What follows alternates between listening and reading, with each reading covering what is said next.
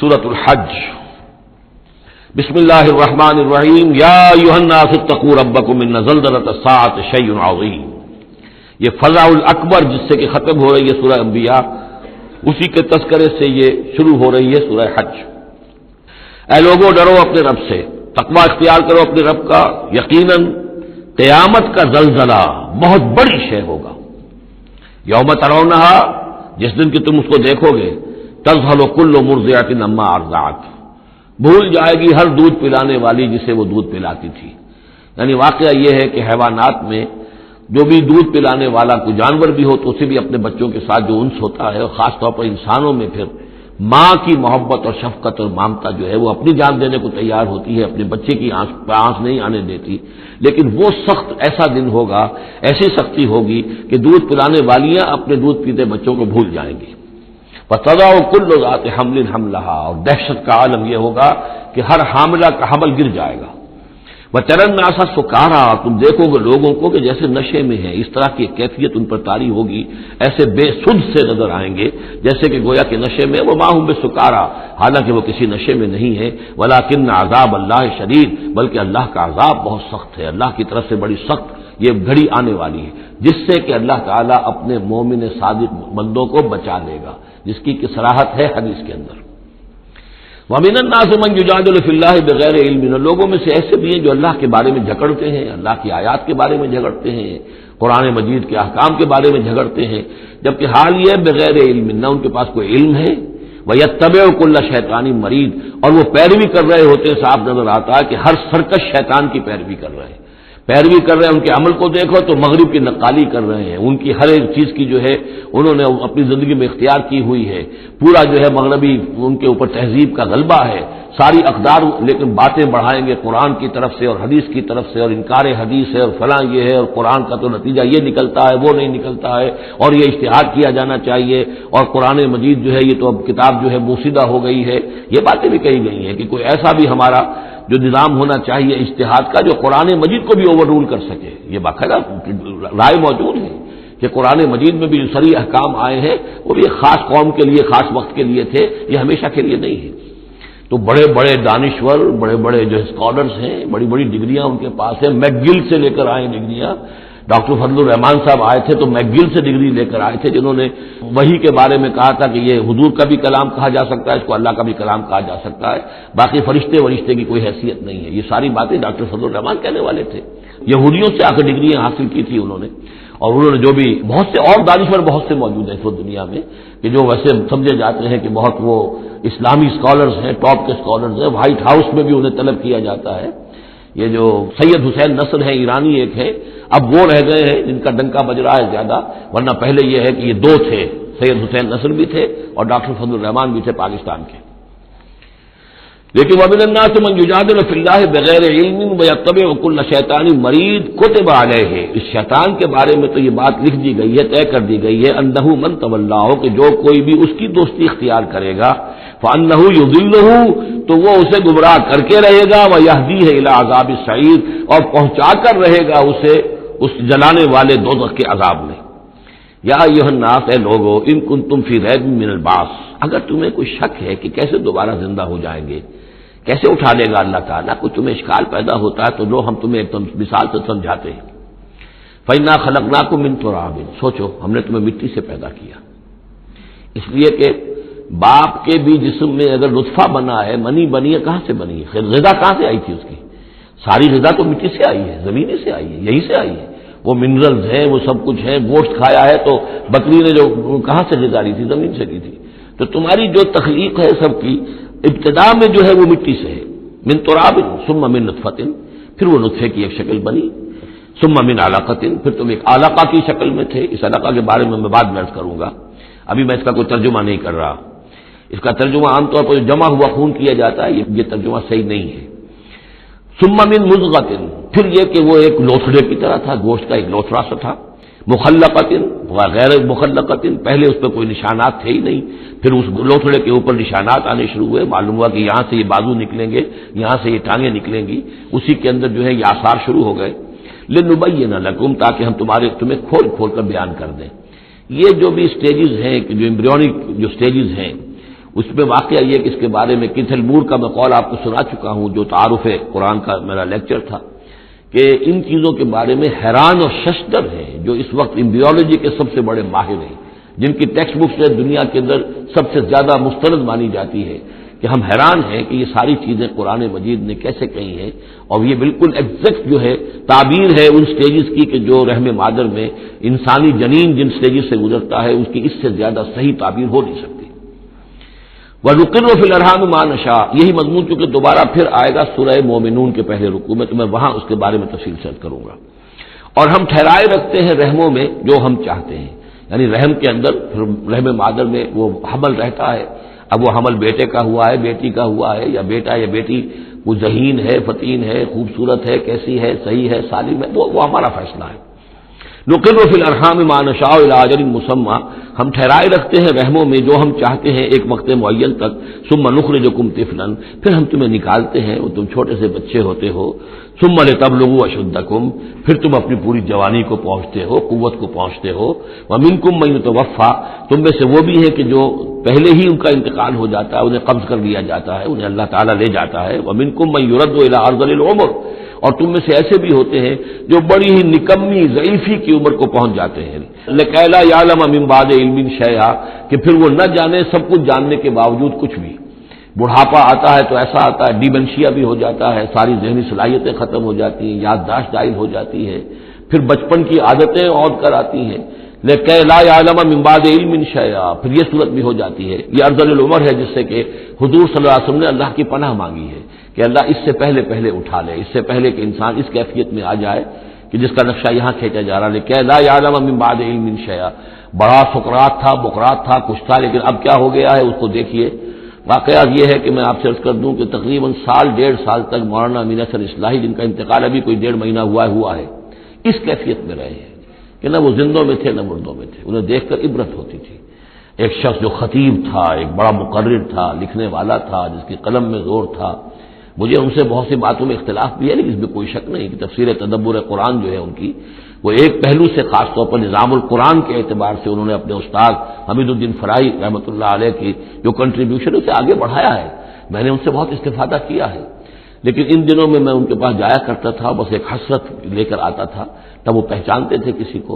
یہ کیفیت جو اللہ تعالیٰ اس سے بچائے، اس طرح کی کیفیت جو ہے وہ دنیا میں انسان کی ہو جائے۔ وَمِنكُم مَّن يُرَدُّ إِلَىٰ أَرْذَلِ الْعُمُرِ، ان کے لیے دعا کر لیجیے، اللهم اغفر له وارحمه وادخله في رحمتك وحاسبه حسابا يسيرا۔ ان سے ایک بہت بڑی خطا ہوئی ہے، رجم کی سزا کے بارے میں میں سورہ نور میں عرض کروں گا، لیکن اللہ تعالیٰ تمام خطاؤں کو معاف فرمانے والا ہے۔ اللهم اغفر له وارحمه وادخله في رحمتك وحاسبه حسابا يسيرا۔ اللهم نور مرقده واكرم منزله والحقه بعبادك الصالحين، آمین یا رب العالمین۔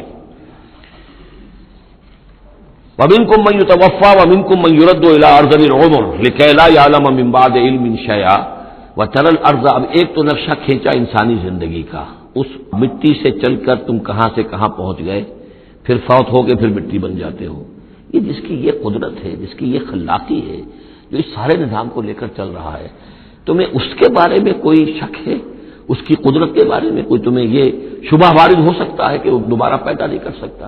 اچھا ایک اور مثال لے لو، وَتَرَى الْأَرْضَ حَامِدَةً، تم دیکھتے ہو زمین کو کہ پڑی ہوئی ہے، بے آب و گیا، خشک اور ویران، کئی زندگی کے آثار نہیں۔ فَإِذَا أَنزَلْنَا عَلَيْهَا الْمَاءَ اهْتَزَّتْ وَرَبَتْ، پھر جب ہم اس پر پانی برساتے ہیں تو وہ تازہ ہو جاتی ہے، اہتزاز، اور وہ اس میں جنبش ہو جاتی ہے، اہتزت۔ یا تزو جو آیا یہ لفظ پہلے ہم پڑھ چکے ہیں کہ جب حضرت موسیٰ کا عصا زمین پر انہوں نے رکھا تو وہ تو اب ہلنے لگا، حرکت کرنے لگا جیسے کہ سانپ حرکت کرتا ہے، تو زمین میں بھی حرکت پیدا ہو جاتی ہے، اس لیے کہ اب جو کونپلیں نکل رہی ہیں وہ حرکت کر رہی ہیں، وہ ادھر ادھر جو ہے، جو پہلے زمین پڑی ہوئی تھی ساکن، صامت، ساکن، بے آب و گیا، خشک، لیکن اس کے بعد اہتزت، اس کے اندر ایک حرکت پیدا ہوتی ہے، وہ ربت، وہ ابھرتی ہے، گویا کہ جیسے وہ گھاس یا سبزہ اوپر اٹھ رہا ہے، اور جیسے کہ فصل گویا کہ زمین اٹھ رہی ہے، وہ اٹھتی ہے، ابھرتی ہے، وَأَنبَتَتْ مِن كُلِّ زَوْجٍ بَهِيجٍ، اور ہر طرح کی قسم قسم کی تر و تازہ چیزیں جو ہیں وہ اگا دیتی ہے زمین۔ تو ذرا سوچو، زمین مردہ تھی، اللہ نے زندہ کر دیا۔ تمہارا اپنا معاملہ یہ ہے کہ مٹی سے لے کر اور تمہارے ایک انسان پورے بننے تک یہ پھر کیسے شک کرتے ہو؟ تمہیں اللہ تعالیٰ کی قدرت میں بھی کوئی شک نہیں ہونا چاہیے. یہ تمہاری زندگی کا سائیکل چل رہا ہے اور یہ نباتاتی سائیکل چل رہا ہے ساتھ کے ساتھ. یہ چند مہینے کا ہوتا ہے، یہ تمہارا جو ہے یہ 60 70 80 برس کا ہے. اس کے علاوہ تو کوئی فرق نہیں. ذالک بان اللہ هو الحق، یہ اس لیے ہے کہ اللہ تعالیٰ الحق ہے، اس کے حق ہونے میں، برحق ہونے میں کسی شک و شبے کی گنجائش نہیں. وانہ یحیی الموتیٰ، اور یہ کہ وہ مردہ کو زندہ کرتا ہے، مردہ کو زندہ کرے گا. زمین تمہارے سامنے مردہ پڑی ہوتی ہے اور زندہ ہو جاتی ہے. وانہ علی کل شیء قدیر، اور یہ کہ وہ تو ہر چیز پر قادر ہے. وان الساعۃ آتیۃ، اور یہ کہ قیامت آ کر رہنی ہے. لا ریب فیہا، اس میں کسی شک و شبے کی گنجائش نہیں. وان اللہ یبعث من فی القبور، اور یقیناً اللہ تعالیٰ اٹھائے گا ان کو جو قبروں کے اندر ہے. بعث بعد الموت ہو کر رہے گا. ومن الناس من یجادل فی اللہ بغیر علم ولا ہدی ولا کتاب منیر، اور لوگوں میں سے کچھ ایسے بھی ہیں جو اللہ کے بارے میں، اللہ کی باتوں کے بارے میں، اللہ کی صفات کے بارے میں، ذات خداوندی کے بارے میں جھگڑتے ہیں، بحثیں کرتے ہیں، نزاع کرتے ہیں. نہ ان کے پاس علم ہے، بغیر علم ولا ہدی، نہ کوئی ہدایت ہے، ولا کتاب منیر، نہ کوئی روشن کتاب ہے جس سے وہ رہنمائی لے رہے ہوں. ثانی عطفہ، وہ اپنی گردن کروٹ اپنی موڑ کر چل دیتا ہے. آیات سنتا ہے، اللہ کے کلام کو سنتا ہے، پھر ذرا وہ اپنی کمر کو موڑتا ہے، بل دیتا ہے، چل دیتا ہے. لیضل عن سبیل اللہ، تاکہ گمراہ کرے لوگوں کو اللہ کے راستے سے. لہ فی الدنیا خزی، اس کے لیے دنیا کی زندگی میں بھی رسوائی ہے. ونذیقہ یوم القیامت عذاب الحریق، اور قیامت کے دن ہم اسے جلانے والے عذاب کا مزہ چکھائیں گے. ذالک بما قدمت یداک، اور یہ سب کچھ ہے تیرے اپنے دونوں ہاتھوں کے کرتوتوں کی وجہ سے، جو بھیجا ہے تیرے دونوں ہاتھوں نے. بما قدمت یداک وان اللہ لیس بظلام للعبید، اور یقیناً اللہ تعالیٰ تو اپنے بندوں پر ظلم کرنے والا نہیں ہے. ومن الناس من يعبد الله على حرف فإن أصابه خير اطمأن به وإن أصابته فتنة انقلب على وجهه خسر الدنيا والآخرة ذلك هو الخسران المبين. لوگوں میں سے کچھ ایسے بھی ہیں جو اللہ تعالیٰ کی بندگی کرتے ہیں کنارے کنارے، بچ بچ کر. یہ وہ روگ جس کو کہا گیا فی قلوبہم مرض، جن کے دلوں میں روگ ہوتا ہے. ایک وہ لوگ ہوتے ہیں کہ حق کو قبول کیا، پھر ہر کے بعد منجدھار میں پھر وہ چھلانگ لگاتے ہیں. ہر کے بعد ماں کشتی درا بنداختے، ہم نے حق کو قبول کیا، اس کشتی کو ہم نے پانی میں ڈال دیا ہے، اب یہ کشتی تیرے گی تو ہم تیریں گے، یہ ڈوبتی ہے تو ہم ڈوبنے کے لیے تیار ہیں. ایک وہ ہے جو چاہتے بھی ہیں حق کے ساتھ چلنا، لیکن کنارے کنارے گہرے پانی میں نہیں جانا چاہتے، خطرات مول نہیں لینا چاہتے، اپنے لیے جان اور مال جو ہے اس کو بچا بچا کر. جو اقبال نے کہا تو بچا بچا کے نہ رکھ سے تیرا آئینہ ہے وہ آئینہ کہ شکست ہو تو عزیز تر ہے نگاہ آئینہ ساز میں. لیکن یہ کچھ لوگ بچ بچ کر چلنا چاہتے ہیں، کوئی گردن نہ پہنچ جائے، کوئی نقصان نہ ہو جائے، کوئی ہمیں قربانی نہ دینی پڑے. ومن الناس من يعبد الله على حرف، کنارے ساتھ. فإن أصابه خير اطمأن به، اگر خیر آئے تو مطمئن رہیں گے، بڑے عمدہ رہیں گے.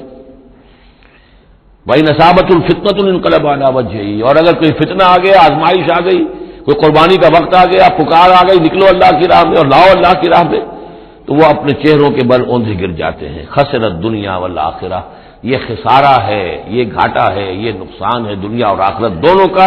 ذالک هو الخسران المبین، اور یہ بہت ہی نمایاں اور واضح تباہی ہے.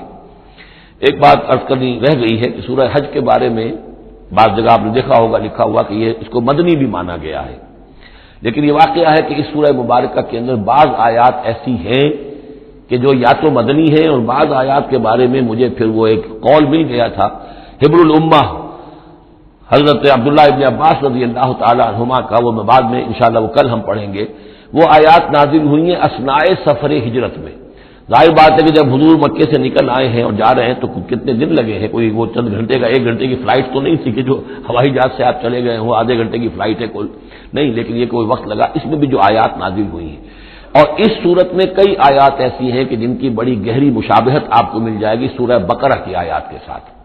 چنانچہ شہادت علی الناس والی آیت بھی اس صورت میں بھی ہے، سورہ بقرہ میں بھی ہے. لیکون الرسول شہیدا علیکم وتکونوا شہداء علی الناس، یہ آپ کو سورہ حج کے آخر میں ملے گی. جہاد کا لفظ بھی اس صورت مبارکہ میں ملے گا. یہ آیت بھی آپ غور کریں گے تو سورہ بقرہ کے دوسرے رکوع میں جو مثال آئی تھی منافقین کا حال یہ ہے، او کصیب من السماء فیہ ظلمات ورعد وبرق یجعلون اصابعهم فی آذانهم من الصواعق حذر الموت واللہ محیط بالکافرین. یہ بجلی جب چمکتی ہے کوئی روشنی نظر آتی ہے چل پھر لیتے ہیں، لیکن اس کے بعد پھر جیسے ہی اندھیرا ہوتا ہے کھڑے رہ جاتے ہیں۔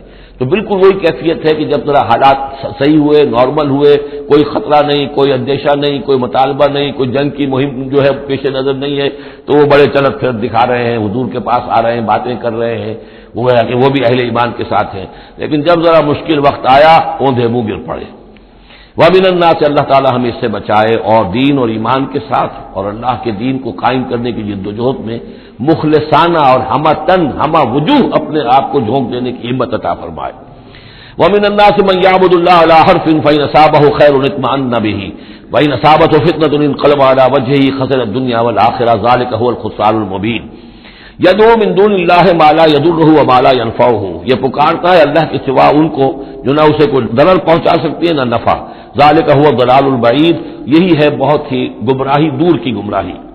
يَدْعُو لَمَن ضَرُّهُ أَقْرَبُ مِن نَّفْعِهِ، وہ پکارتا ہے اس کو کہ جس کا ضرر جو ہے وہ اس کے نفع سے قریب تر ہے۔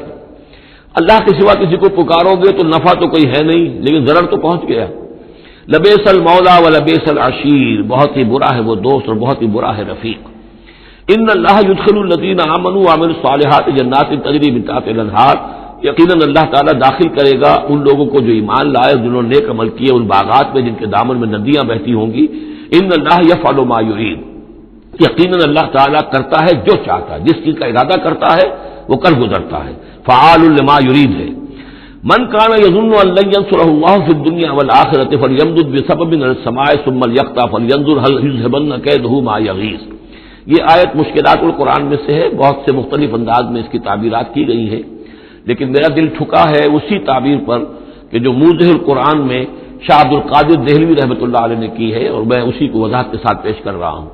جو شخص دین کے لیے خدمت کر رہا ہو، دین کے لیے لگا ہوا ہو، کام کے اندر داعی ہے یا اس کسی داعی کے ساتھ ہے، اب اس کے لیے یہ ہوتا ہے کہ ایک تو امید ہوتی ہے کہ اللہ کی مدد آئے گی، آج نہیں تو کل آئے گی، کل نہیں تو پرسوں آئے گی۔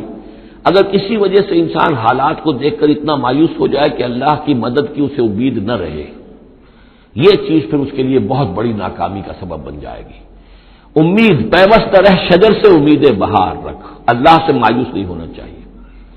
نہ لا تقنطوا من رحمت اللہ، ٹھیک ہے دیر ہو جائے کوئی حرج نہیں، لیکن یہ کہ یہ اللہ کی مدد آئے گی، اللہ جو ہے نصرت فرمائے گا، اللہ تعالیٰ ہماری مدد کرے گا۔ والذین جاہدوا فینا لنہدینہم سبلنا، جو لوگ ہماری راہ میں محنت کریں گے، جدوجہد کریں گے، ہم لازماً انہیں اپنے راستے دکھائیں گے۔ یہ اللہ کا پختہ وعدہ ہے، ان وعدوں پر یقین رکھنا چاہیے۔ لا انک لا تخلف المیعاد، اے اللہ ہمیں یہ اندیشہ نہیں ہے کہ تو اپنا وعدہ پورا نہیں کرے گا، خلاف کرے گا، ہاں ہمیں اندیشہ ہوتا ہے کہ ہم تیرے وعدوں کے مصداق بن سکیں گے یا نہیں، ان کا مصداق بننے کی شرائط پوری کر سکیں گے کہ نہیں۔ یہ کیفیت بندے کی رہنی چاہیے، اللہ تعالیٰ کی مدد سے اور اللہ تعالیٰ کی نصرت سے مایوس کبھی نہیں ہونا چاہیے۔ تو اس کی ایک مثال دی ہے کہ اگر کوئی شخص کسی رسی کے ساتھ کہیں اوپر سے ایک رسی ہے اس نے پکڑا ہوا ہے، تو تب تک یہ کہ تھاما ہوا ہے، یہ اللہ تعالیٰ کے ساتھ ہے نا، حبل اللہ حبل اللہ، یہ قرآن جو ہے القرآن حبل اللہ الممدود من السماء الی الارض، اسی طرح امید اللہ سے رکھنا، رجا رکھنا، یہ بھی گویا کہ ایک مانوی رسی ہے کہ جو اللہ تعالیٰ کے ساتھ ہمیں جوڑے ہوئے ہے۔ جب تک یہ رسی رہے گی ہمیں سہارا رہے گا، جب یہ رسی کاٹ دیں گے ہم، وہ امید منقطع کر دیں گے، تو سوائے اس کے اور کیا ہوگا کہ زمین پر اوندھے منہ گر جائیں گے۔ من کان یظن ان لن ینصرہ اللہ فی الدنیا والآخرہ، جس شخص کا یہ گمان ہو جائے کہ اللہ ہرگز مدد نہیں کرے گا اس کی دنیا میں اور نہ آخرت میں، فلیمدد بسبب من السماء، اسے چاہیے کہ ذرا ایک رسی آسمان کی طرف تانے، ثم لیقطع، پھر کاٹ دے، اسے توڑ دے، فلینظر هل یذهبن کیدہ ما یغیظ، پھر دیکھے کہ اس سے اس کا جو غصہ ہے اندر کا، اس میں جو مایوسی کی آگ جل رہی ہے اس میں کوئی کمی ہوئی۔ جب تک وہ رسی ہے کچھ نہ کچھ امید تو رہے گی، تو اس امید جو ہے اللہ پر اور اللہ کی نصرت اور اللہ کے وعدوں پر جو یقین ہے اس کو برقرار رکھو، یہ تمہیں سہارا دے گی۔ وَكَذَلِكَ أَنزَلْنَاهُ آيَاتٍ بَيِّنَاتٍ، اسی طرح ہم نے اتارا ہے اس قرآن کو روشن اور کھلی باتوں کی شکل میں۔ وَأَنَّ اللَّهَ يَهْدِي مَن يُرِيدُ، اور اللہ تعالیٰ ہدایت دیتا ہے جس کو چاہتا ہے، یا اللہ تعالیٰ ہدایت دیتا ہے جو چاہتا ہے کہ اس کو ہدایت ملے۔ ان الذین آمنوا والذین ہادوا والصابئین والنصارى، یقیناً وہ لوگ جو مسلمان ہیں، ایمان لائے ہیں محمد پر صلی اللہ علیہ وسلم، والذین ہادوا، اور جو یہودی ہوئے، والصابئین، اور جو صابی ہیں، والنصارى، اور جو یہ عیسائی ہیں، والمجوس، اور مجوس ہیں ایرانی، والذین اشرکوا، اور جن لوگوں نے شرک کی روش اختیار کی، ان اللہ یفصل بینہم یوم القیامہ، یقیناً اللہ فیصلہ کرے گا ان کے مابین قیامت کے دن، ان اللہ علی کل شیء شہید، یقیناً اللہ تعالی ہر چیز پر خود گواہ ہے، ہر چیز اس کے سامنے نگاہوں میں موجود ہے۔ الم تری ان اللہ یسجد له من فی السماوات ومن فی الارض، یہ آیت بڑی عجیب ہے اس اعتبار سے کہ اس میں آپ تصور کریں گے تو اوپر سے نیچے کی طرف آ رہا ہے۔ کیا تم نے دیکھا نہیں اللہ کے سامنے سربسجود ہے ہر وہ شے جو آسمان میں ہے، اور وہ ہر سب وہ چیزیں جو زمین میں ہیں، وہ تمام مخلوقات جو آسمان میں ہے اور وہ تمام مخلوقات جو زمین میں ہے، والشمس ہو، اور سورج بھی سربسجود ہے، والقمر ہو، اور چاند بھی، والنجوم ہو، اور تارے بھی، پھر نیچے اتریے والجبال ہو، اور پہاڑ، زمین پر سب سے اونچی چیزیں پہاڑ ہیں، والشجر ہو، اور درخت، والدواب، اور یہ تمام جو بھی چوپائے چل رہے ہیں زمین کے اوپر حیوانات، وکثیر من الناس، اور لوگوں میں سے بھی بہت سے، لوگوں میں سے تفریق ہے کہ کچھ باغی ہو گئے ہیں، باقی تو یہ ساری مخلوقات اللہ کے قانون کی پابند ہے، قانون تکوینی کے اندر ہے، یہ اللہ کی بندگی کر رہی ہے، یہ سجدے میں ہے، ہر شے اللہ کے سامنے سربسجود ہے۔ ہاں انسانوں کے اندر بغاوت بھی ہے، انسانوں میں سے کچھ لوگ وہ ہیں کہ جنہوں نے سورج کو پوجنا شروع کر دیا، سورج اللہ کو پوج رہا ہے اور وہ سورج کو پوج رہے ہیں، چاند کو پوجنا شروع کر دیا، درختوں کو پوجنا شروع کر دیا، جانوروں کو پوجنا شروع کر دیا، یہاں تک کہ اعضائے تناسل کو پوجنا شروع کر دیا۔ ہندوؤں کے اندر تو یہ بھی ہے، یہ پوجا ہوتی ہے۔ تو یہ ہے ان لوگوں کی گراوٹ۔ انسانوں میں سے اللہ تعالیٰ جس کو ہدایت دے دیتا ہے، معرفت حاصل ہو جاتی، پھر وہ اسی کے سامنے سربسجود ہوتے ہیں۔ وَكَثِيرٌ حَقَّ عَلَيْهِ الْعَذَابُ، لیکن بہت سے ایسے ہیں کہ جو عذاب الہی کے مستحق ہو جاتے ہیں۔ وَمَن يُهِنِ اللَّهُ فَمَا لَهُ مِن مُكْرِمٍ، اور جنہیں اللہ تعالیٰ ہی رسوا کر دے، ذلیل کر دے، اب اس کو عزت دینے والا کوئی نہیں ہے۔ جنہوں نے اپنے آپ کو ذلیل کیا، مخلوقات کے سامنے جھک گئے، انہوں نے ان کو اپنا معبود بنا لیا، جبکہ اللہ تعالیٰ کے سامنے سب ساری کی ساری مخلوقات جو ہے وہ تو اللہ کی بندگی میں ہے، اور اللہ نے تو اسے بنایا تھا خلیفۃ اللہ فی الارض، اسے مقام یہ عطا کیا تھا، مسجود ملائک بنایا تھا۔ اب جو اپنی اس تمام عظمت سے خود ہی مستعفی ہو گیا اور وہ مخلوقات کے سامنے جھک رہا ہے، فما لہ من مکرم، تو پھر اسے اب اس کا اکرام کرنے والا اور اسے عزت دینے والا کوئی نہیں۔ ان اللہ یفعل ما یشاء، یقیناً اللہ کرتا ہے جو چاہتا ہے۔ آیت سجدہ ہے، سجدہ کر دیجیے۔ ھذان خصمان اختصموا فی ربہم، یہ دو گروہ ہیں ایک دوسرے کے مقابل میں جو اپنے رب کے بارے میں جھگڑ رہے ہیں۔ ایک وہ ہے جو ایمان لے آئے ہیں، اب جیسا کہ میں نے عرض کیا یہ صورت ہے مکی، لیکن اس میں کچھ آیات شامل ہیں، یہ بھی ہو سکتا ہے کہ مدنی ہو، یہ بھی ہو سکتا ہے کہ اثناء سفر ہجرت میں نازل ہوئی، لیکن بحیثیت مجموعی یہ ہے تقریباً آخری دور کی، آخری زمانے کی صورت، اسی لیے سورہ بقرہ سے اس کی مشابہت ہے بعض پہلوؤں سے۔ ھذان خصمان، اب ظاہر بات ہے مکے میں دو گروہ بالکل نمایاں ہو چکے تھے، ایک وہ جو حضور پر ایمان لائے اور ایک وہ کہ جو اڑے ہوئے ہیں۔ اختصموا فی ربہم، یہ اپنے رب کے بارے میں جھگڑ پڑے ہیں۔ فالذین کفروا، تو جو اللہ سے کفر کر رہے ہیں، انکار کر رہے ہیں، قطعت لہم ثیاب من نار، ان کے کپڑے کاٹے جائیں گے، بنائے جائیں گے، جیسے درزی جو ہے پہلے وہ کترتا بیوتتا ہے پھر سیتا ہے، تو ان کے لیے جو بنائے جائیں گے کپڑے وہ آگ کے ہوں گے۔ قطعت لہم ثیاب من نار، بیوتے جائیں گے، قطع کیے جائیں گے ان کے لیے کپڑے آگ کے۔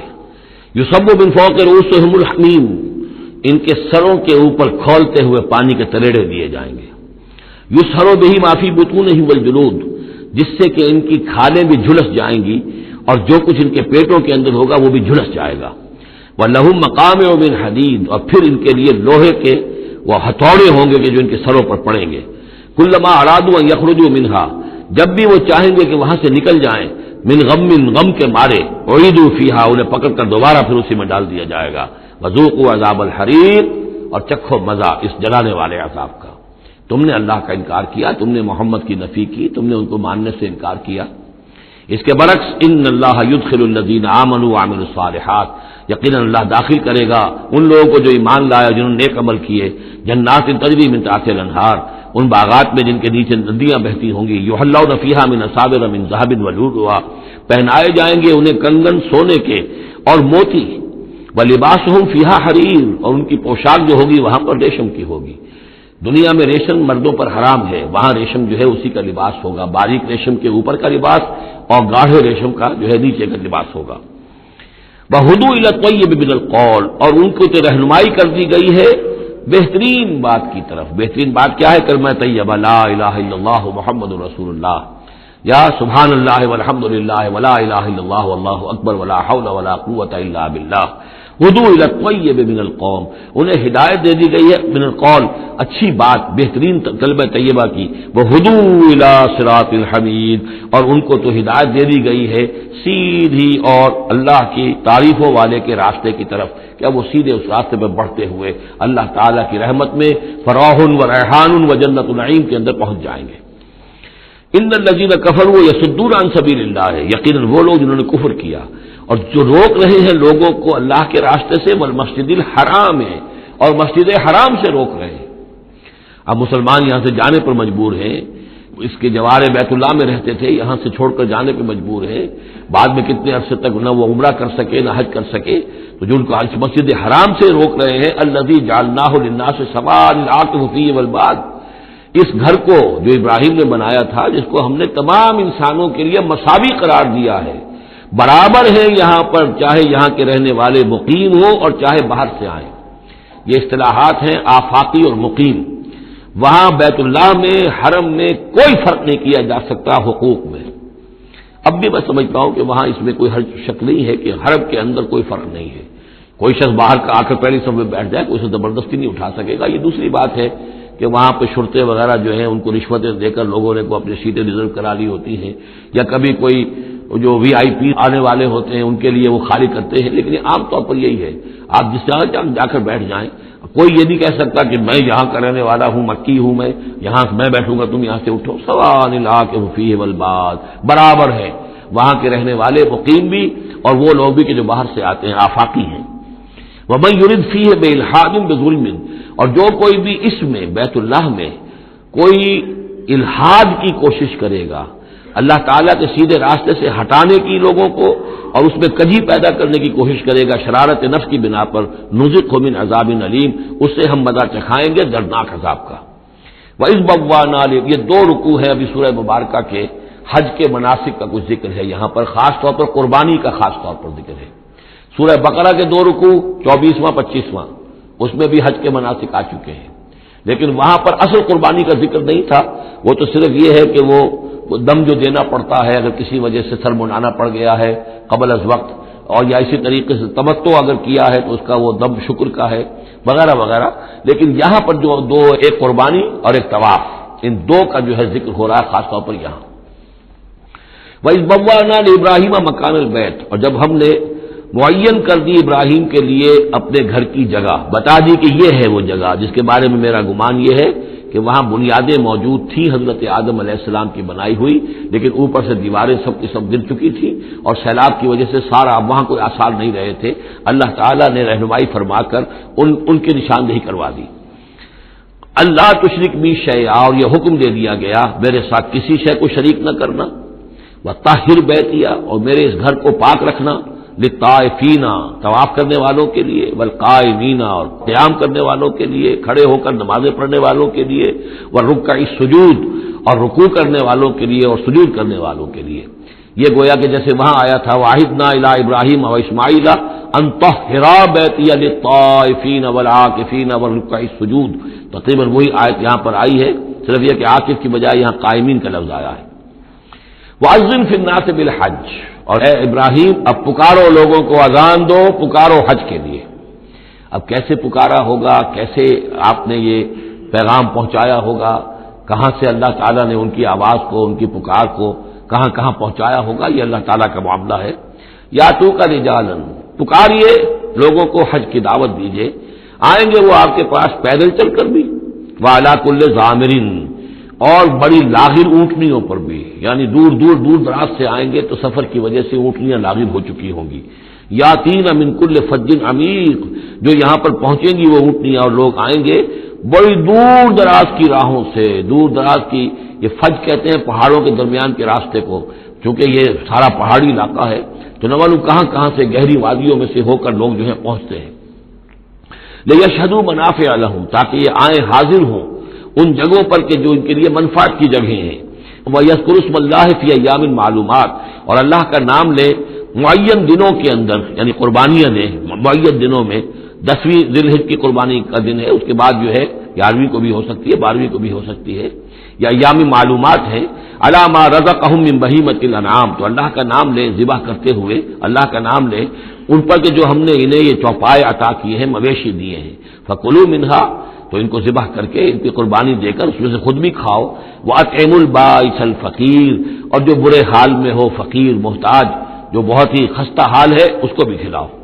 ثُمَّ لْيَقْضُوا تَفَثَّهُمْ، پھر یہ کرنے کے بعد پھر اپنے میل کچیل دور کرو، پھر احرام کھولنا ہوتا ہے. پھر یہ کہ وہ رنحت، رمی ہوتی ہے، نہر ہوتا ہے، حلق ہوتا ہے، اور پھر طواف. 4 یہ الفاظ جو ہیں یہ 10ویں تاریخ کے ہیں 4 افعال، رمی اور نہر، پھر جا کر قربانی دینا، پھر یہ کہ حلق کر کے اور پھر یہ احرام کھل گیا. اب نہاؤ دھو، میل کچیل جو بھی احرام کی وجہ سے صاف کرو، اچھے کپڑے پہنو اور پھر جاؤ اور طواف کرو، طواف زیارہ. ثم ليقضوا تفثهم، پھر چاہیے کہ وہ دور کریں اپنے میل کچیل. ولیوفوا نذورهم، اور جو بھی نذریں مانگی ہوئی ہوں ان کو پورا کریں. ولیطوفوا بالبیت العتیق، اور اب جا کر اس قدیم گھر کا طواف کریں. ذالک، یہ سن چکے.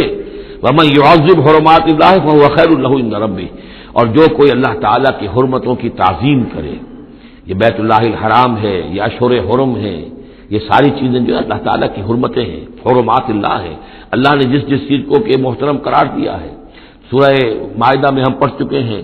وہ جانور کے جو ہدی کے جانور ہیں وہ بھی محترم ہیں، جن کے گردنوں میں پٹے ڈال دیے گئے ہیں، معلوم ہے کہ یہ ہدیم بالغ الکعبہ جانے والے ہیں، وہ بھی محترم ہیں. عام مین البیت الحرام جو ہیں، جو لوگ حاجی جا رہے ہیں، ان کی بھی حرمت ہے. تو جو بھی من یعظم حرمات اللہ ہے، جو کوئی بھی اللہ تعالیٰ کی حرام کی ہوئی شے، محترم ٹھہرائی ہوئی چیزوں کی تعظیم کرے گا، فہو خیر له عند ربہ، تو وہ اسی کے لیے بہتر ہوگا، اس کا اجر و ثواب اسے ملے گا اپنے رب کے پاس. وَأُحِلَّتْ لَكُمُ الْأَنْعَامُ إِلَّا مَا يُتْلَىٰ عَلَيْكُمْ، اور حلال کر دیے گئے تمہارے لیے سارے چوپائے سوائے اس کے جو تم کو سنا دیا گیا ہے. یعنی یہ کہ خنزیر کا معاملہ ہے، اس کو حرام کر دیا گیا ہے. باقی بکری ہے، بھیڑ ہے، گائے ہے، بیل ہے، اونٹ ہے، سب کو اللہ کی راہ میں تو اس کی قربانی ہو سکتی ہے. فَاجْتَنِبُوا الرِّجْسَ مِنَ الْأَوْثَانِ، تو پھر تم بچو، ان بتوں کی گندگی سے بچو. یہ ہے اصل میں بچنا جو ہے وہ سب سے پہلے شرک، اور وہاں پر سب سے بڑا شرک جو ہے وہ بت پرستی کا ہو رہا تھا. وَاجْتَنِبُوا قَوْلَ الزُّورِ، اسی طریقے سے جھوٹ کہنے سے، جھوٹ بات سے بھی بچو. حنفاء للہ، یکسو ہو جاؤ اللہ کی طرف، یکسو اسی کے بندے بن جاؤ. غیر مشرکین بہ، اس حال میں کہ اس کے ساتھ کسی بھی اعتبار سے شرک نہ ہو، کسی پہلو سے، کسی اعتبار سے، ذات میں، صفات میں، حقوق میں، اختیارات میں کہیں بھی کوئی شرک کا شائبہ نہ آنے پائے. ومن یشرک باللہ، اور جو کوئی اللہ کے ساتھ شرک کرے گا، فکانما خر من السماء، تو وہ تو ایسے ہے جیسے وہ رسی کٹ گئی اور اب وہ زمین کے اوپر گر پڑا، زمین کی طرف جا رہا ہے آسمان سے. کوئی شخص ہے جو آسمان سے کسی بلند چیز سے کسی رسی کے ساتھ لٹکا ہوا ہے، وہاں سے گر گیا یا رسی کٹ گئی، اب جو گر رہا ہے فکانما خر من السماء فتخطفه الطير، اب یا تو یہ کہ وہ جو پرندے ہیں وہ اسے اچک کر لے جائیں، کوئی باز آئے اور پکڑ کر لے جائے، کوئی اور ہو، جو بھی یہ بڑے بڑے جانور ہوتے ہیں کہ جو شکار کرتے ہیں پرندوں کا. تخطفه الطير، پرندے اس کو اڑا کر لے جائیں. اور تہوی بہ الريح، یا یہ کہ پھر ہوا ان کو لے جا کر گرائے فی مکان صحیح، کسی دور کی جگہ میں کوئی ہوا جو ہے جھونکا اس کو لے جائے اور کسی کھائی میں جا کر گرا دے. یہ معاملہ ہے اس شخص کا جو اللہ کے ساتھ شرک کرتا ہے، اس کے پاس کوئی سہارا نہیں رہا. اب توحید والا جو ہے وہ ایک سہارے پر قائم ہے. قول ثابت بالحیات الدنیا، یہ جو ہم ثبات عطا کرتے ہیں اہل ایمان کو، بالقول ثابت بالحیات الدنیا، دنیا کی زندگی میں. ذالک، یہ تم نے سن لیا، یہ احکام تم نے سن لیے. ومن یعظم شعائر اللہ، پھر سن لو جو اللہ کے شاعر کی تعظیم کرے گا، فإنہا من تقوی القلوب، تو یقیناً یہ دلوں کے تقوی کی بات ہے. ان تمام چیزوں کی ہم پڑھ چکے ہیں سورہ بقرہ میں. ان الصفا والمروہ من شعائر اللہ، بیت اللہ شعیرہ ہے اور وہ مقام ابراہیم شعیرہ ہے. صفا اور مروہ جو ہے شعیرہ ہے. شعیر وہ چیز ہے کہ جس سے اللہ تعالیٰ کی بندگی کا شعور پیدا ہو، ان کے ساتھ وہ چیزیں وابستہ ہیں، وہ تاریخ ان کی ہے کہ جس کے حوالے سے پھر یہ کہ اللہ تعالیٰ کا شعور جو ہے انسان کے اندر پیدا ہوتا ہے، اس کی ذات کا، صفات کا.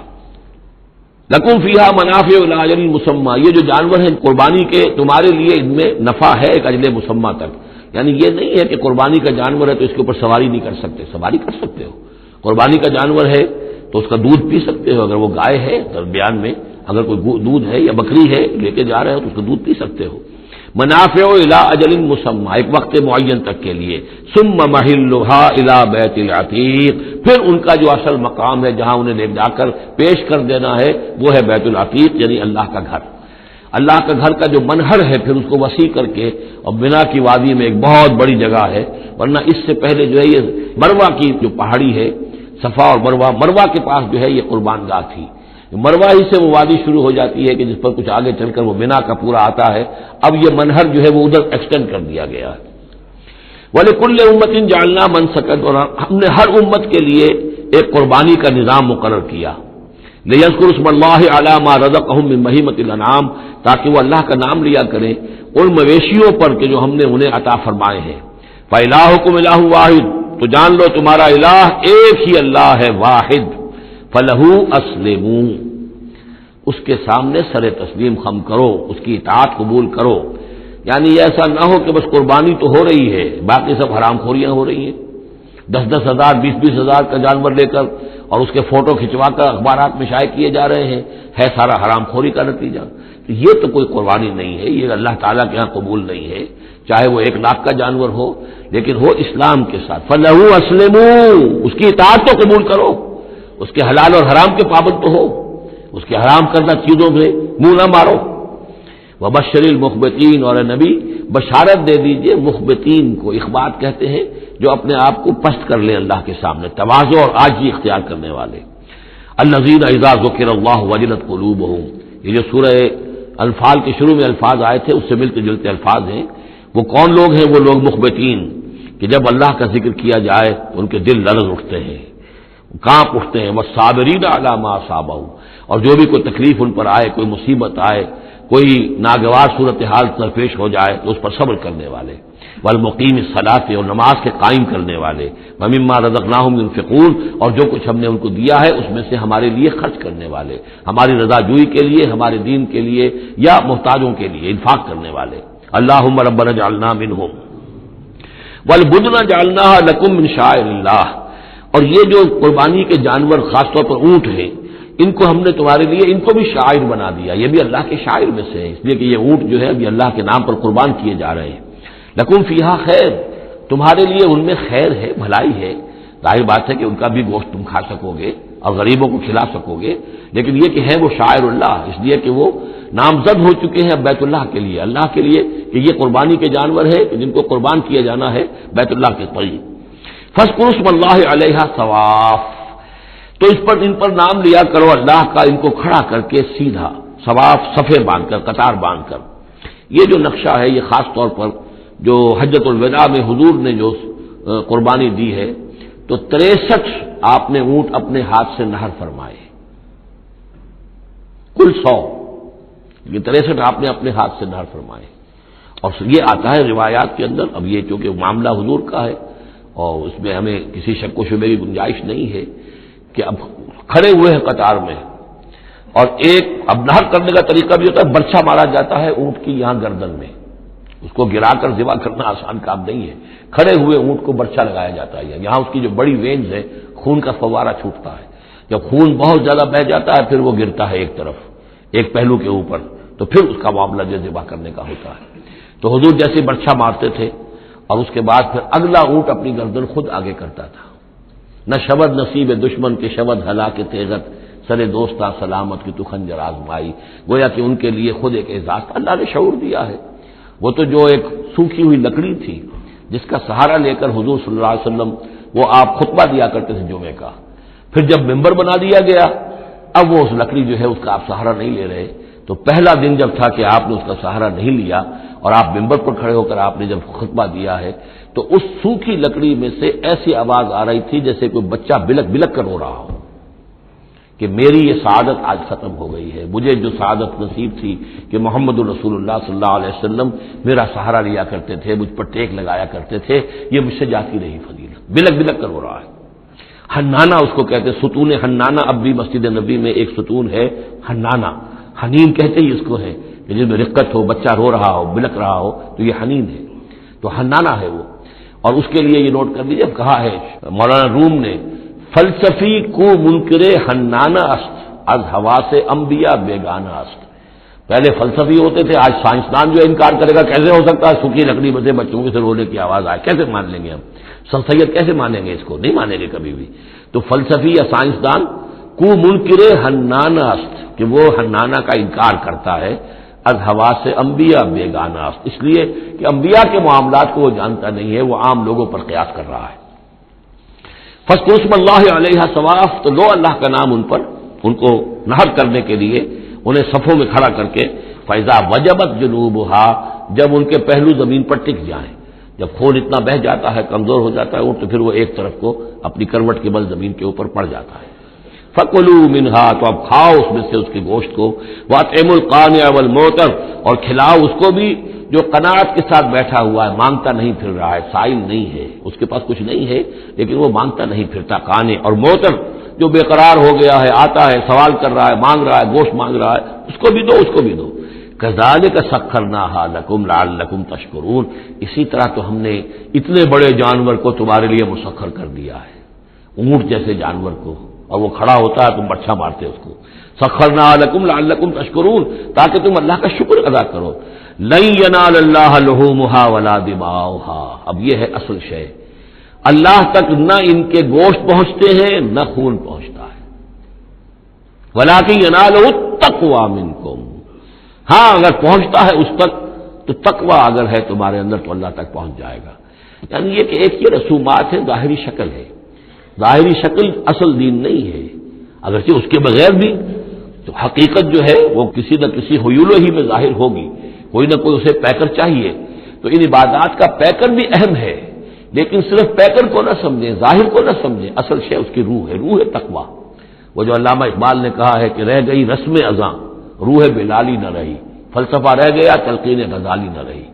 اور نماز و روزہ و قربانی و حج یہ سب باقی ہیں، تو باقی نہیں ہے. ہمارا وہ تقوی، ہمارا اللہ کے ساتھ خلوص و اخلاص. قربانی جب انسان دے رہا ہو تو واقعتاً اس کے اپنے اندر اگر تقوی بھی ہے، اس نے حلال ذریعے سے کمائے ہوئے مال میں سے اس نے اتنی محنت کی ہے کہ اس میں سے اثار کر رہا ہے، اللہ کے نام پر ایک جانور کو ذبح کر رہا ہے، پھر خود اپنی زندگی میں وہ اللہ کے قوانین کا پابند ہے، اسی کے مطابق زندگی گزار رہا ہے، اور وہ اپنی توانائیاں، قوتیں، صلاحیتیں اللہ کی راہ میں لگا رہا ہے، اس کی قربانی ہے. باقی اگر یہ نہیں ہے تو ٹھیک ہے، چلیے کم سے کم غریبوں کو گوشت مل جائے گا، کچھ نہ کچھ فائدہ تو ہو ہی جائے گا، لیکن یہ کہ وہ اصل قربانی نہیں ہے، اللہ تک کچھ نہیں پہنچے گا تمہارا. لن ينال الله لحومها ولا دماؤها، دیکھو ان قربانیوں کے نہ گوشت اللہ تک پہنچتے ہیں نہ ان کے خون. ولكن يناله التقوى منكم، ہاں تقوی اگر ہے وہ اللہ تک پہنچ جاتا ہے. كذلك سخرها لكم لتكبروا الله على ما هداكم، اسی طرح اللہ تعالیٰ نے اسے تمہارے لیے مسخر کر دیا ہے. لتکبروا اللہ علی ما ہداکم، تاکہ تم اللہ کی تکبیر کیا کرو اس ہدایت پر جو اس نے تمہیں دی ہے. دیکھیے دو عیدیں ہماری، عید الفطر جو رمضان کے بعد آتی ہے، ایک عید الاضحیٰ ہے جو حج کے ساتھ منسلک ہے. وہاں بھی ہم نے رمضان مبارک کے بارے میں جو آیات آئی ہیں سورہ بقرہ کے 23 رکوع میں، وہاں بھی لتکبروا اللہ علی ما ہداکم ولعلکم تشکرون. شہر رمضان الذی انزل فیہ القرآن هدى للناس وبينات من الهدى والفرقان فمن شهد منكم الشهر فليصمه ومن كان مريضا أو على سفر فعدة من أيام أخر يريد الله بكم اليسر ولا يريد بكم العسر ولتكملوا العدة ولتكبروا الله على ما هداكم ولعلكم تشكرون. وہی الفاظ یہاں ہیں لتکبروا اللہ علی ما ہداکم، تاکہ تم تکبیر کرو، اللہ کی تکبیر کرو.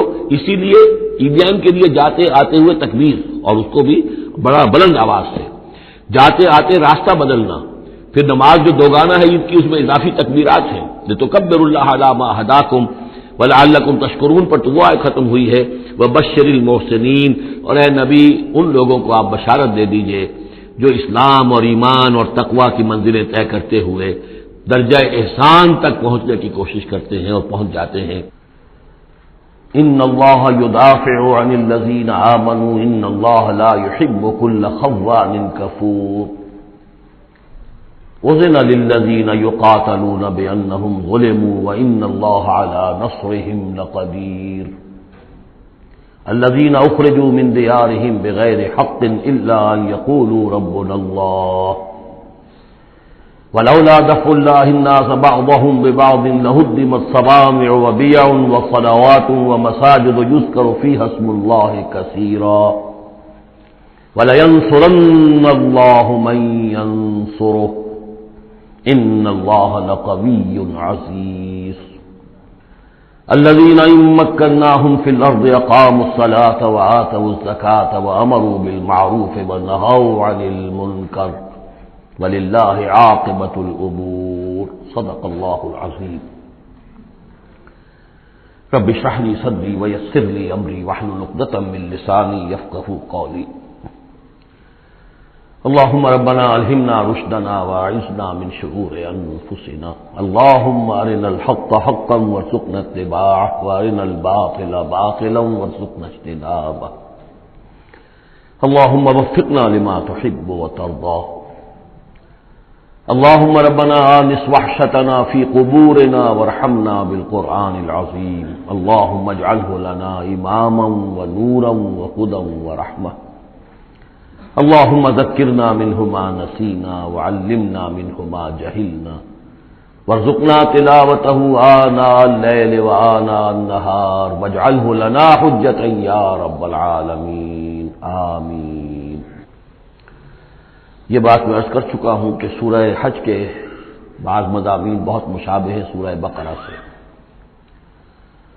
اس سورہ مبارکہ کے بارے میں بعض حضرات کی رائے یہ ہے کہ یہ مدنی ہے، لیکن صحیح بات یہی ہے کہ یہ مکی صورت ہے، البتہ اس میں کچھ آیات ایسی ہیں کہ جو مدنی بھی ان کو قرار دیا جا سکتا ہے، اور ایک روایت جو حضرت عبداللہ ابن عباس رضی اللہ تعالی عنہما کی مجھے مل گئی ہے وہ یہ ہے کہ وہ اثناء سفر ہجرت میں نازل ہوئی، اور اس وقت ہمیں اب انہی آیات کا مطالعہ کرنا ہے۔ یہ آیات یوں سمجھیے کہ نبی اکرم صلی اللہ علیہ وسلم کی وہ جد و جہد اور آپ کی دعوت اور تحریک جو ہے اس میں ایک بڑے ٹرننگ پوائنٹ کو ریپرزینٹ کر رہی ہے، یہ ایک بڑا فیصلہ کن موڑ ہے آپ کی جد و جہد میں۔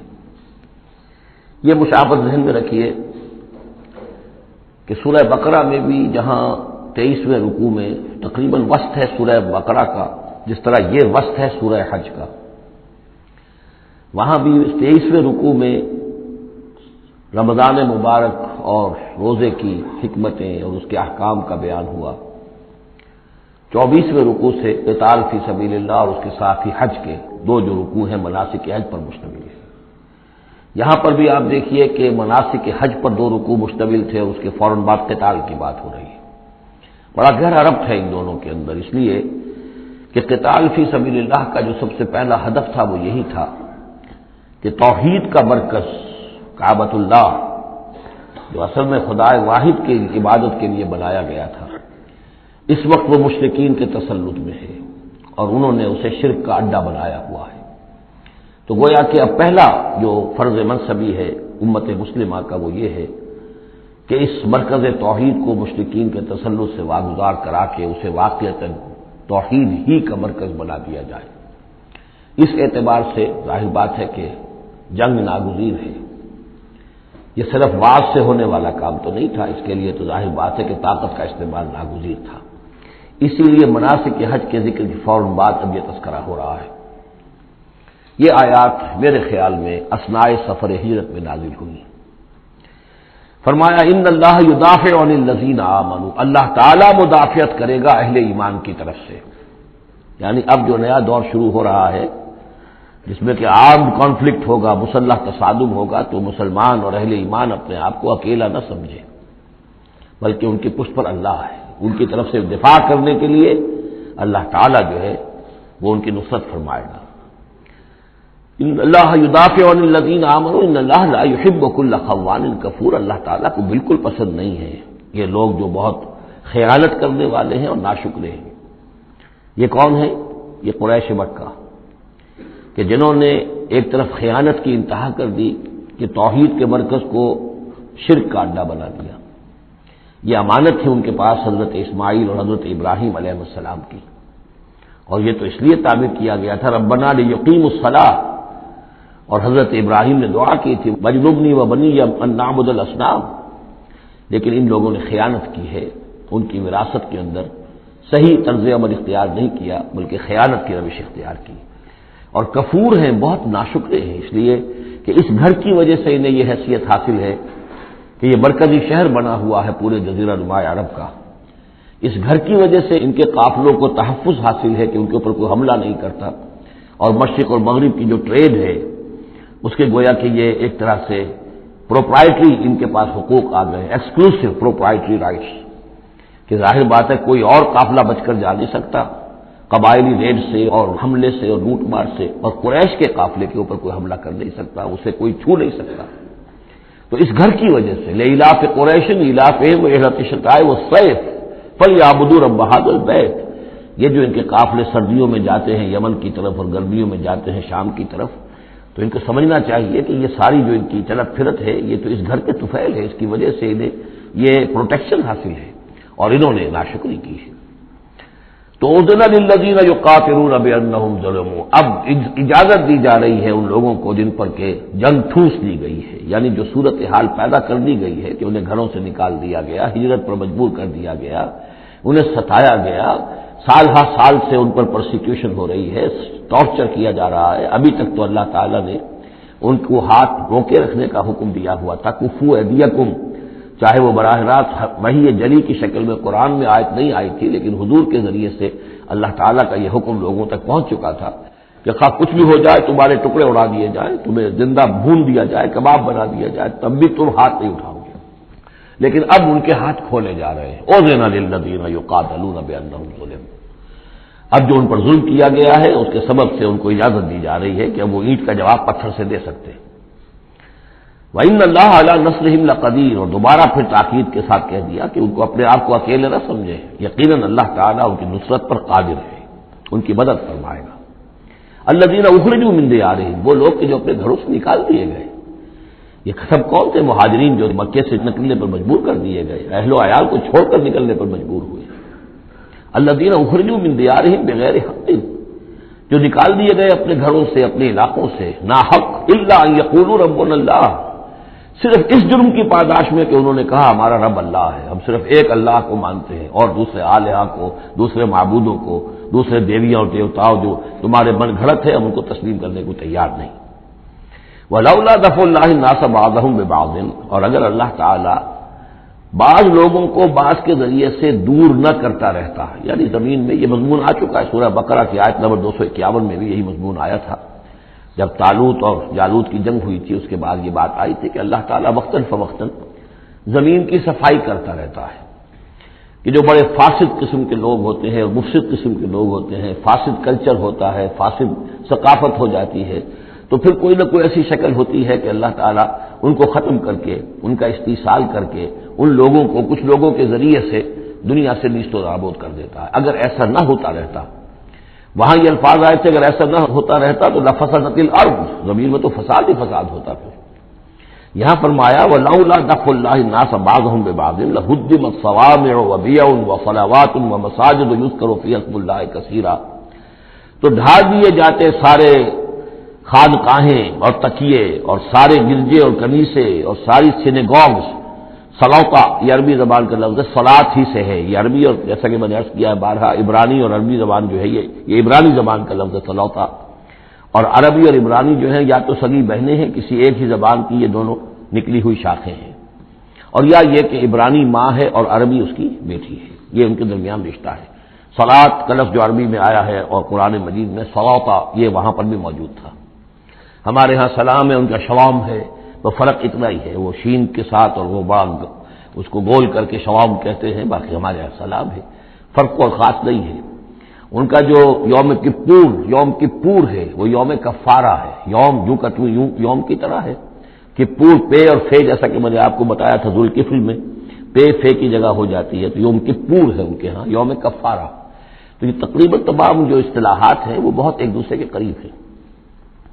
تو اگر ایسا نہ ہوتا کہ اللہ تعالیٰ کچھ لوگوں کو کچھ لوگوں کے ذریعے سے اس دنیا سے نیست و نابود کرتا رہتا، تو پھر تو یہ کہ کوئی عبادت گاہیں دنیا میں قائم ہی نہ رہتی۔ ظاہر بات ہے اپنے اپنے وقت میں یہ تمام عبادت گاہیں خدائے واحد کی عبادت کے لیے بنائی گئی تھی۔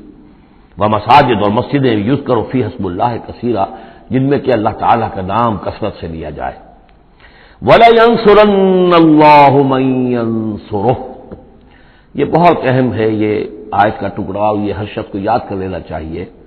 لازماً اللہ مدد کرے گا ان کی جو اس کی مدد کرتے ہیں۔ اس میں زیادہ زور ہے وَلَيَنصُرَنَّ اللَّهُ، عربی زبان میں اس سے زیادہ تاکید کا اسلوب نہیں ہے۔ فعل مضارع سے پہلے لام زبر کے ساتھ، لام مفتوح، اور آخر میں نون مشدد تشدید کے ساتھ۔ افعلو، یہ میں کروں گا، لا فعلن، میں لازماً کروں گا، یہ جو انداز ہے اس میں کوئی شک نہیں۔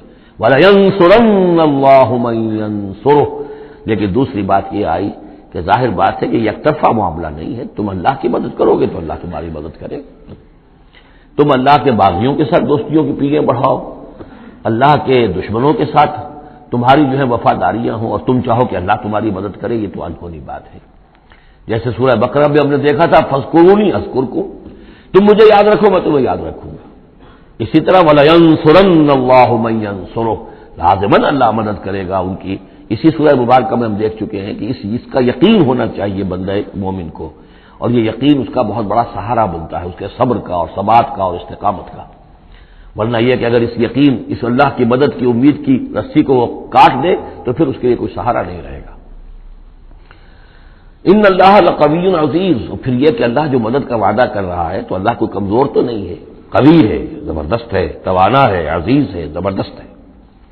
الذین ان مکناہم فی الارض، وہ لوگ جنہیں اگر ہم زمین میں تمکن عطا کر دیں، یہ وہی لفظ ہے کذالک مکننا لیوسف، سورہ یوسف میں 2 مرتبہ ہم پڑھ چکے ہیں۔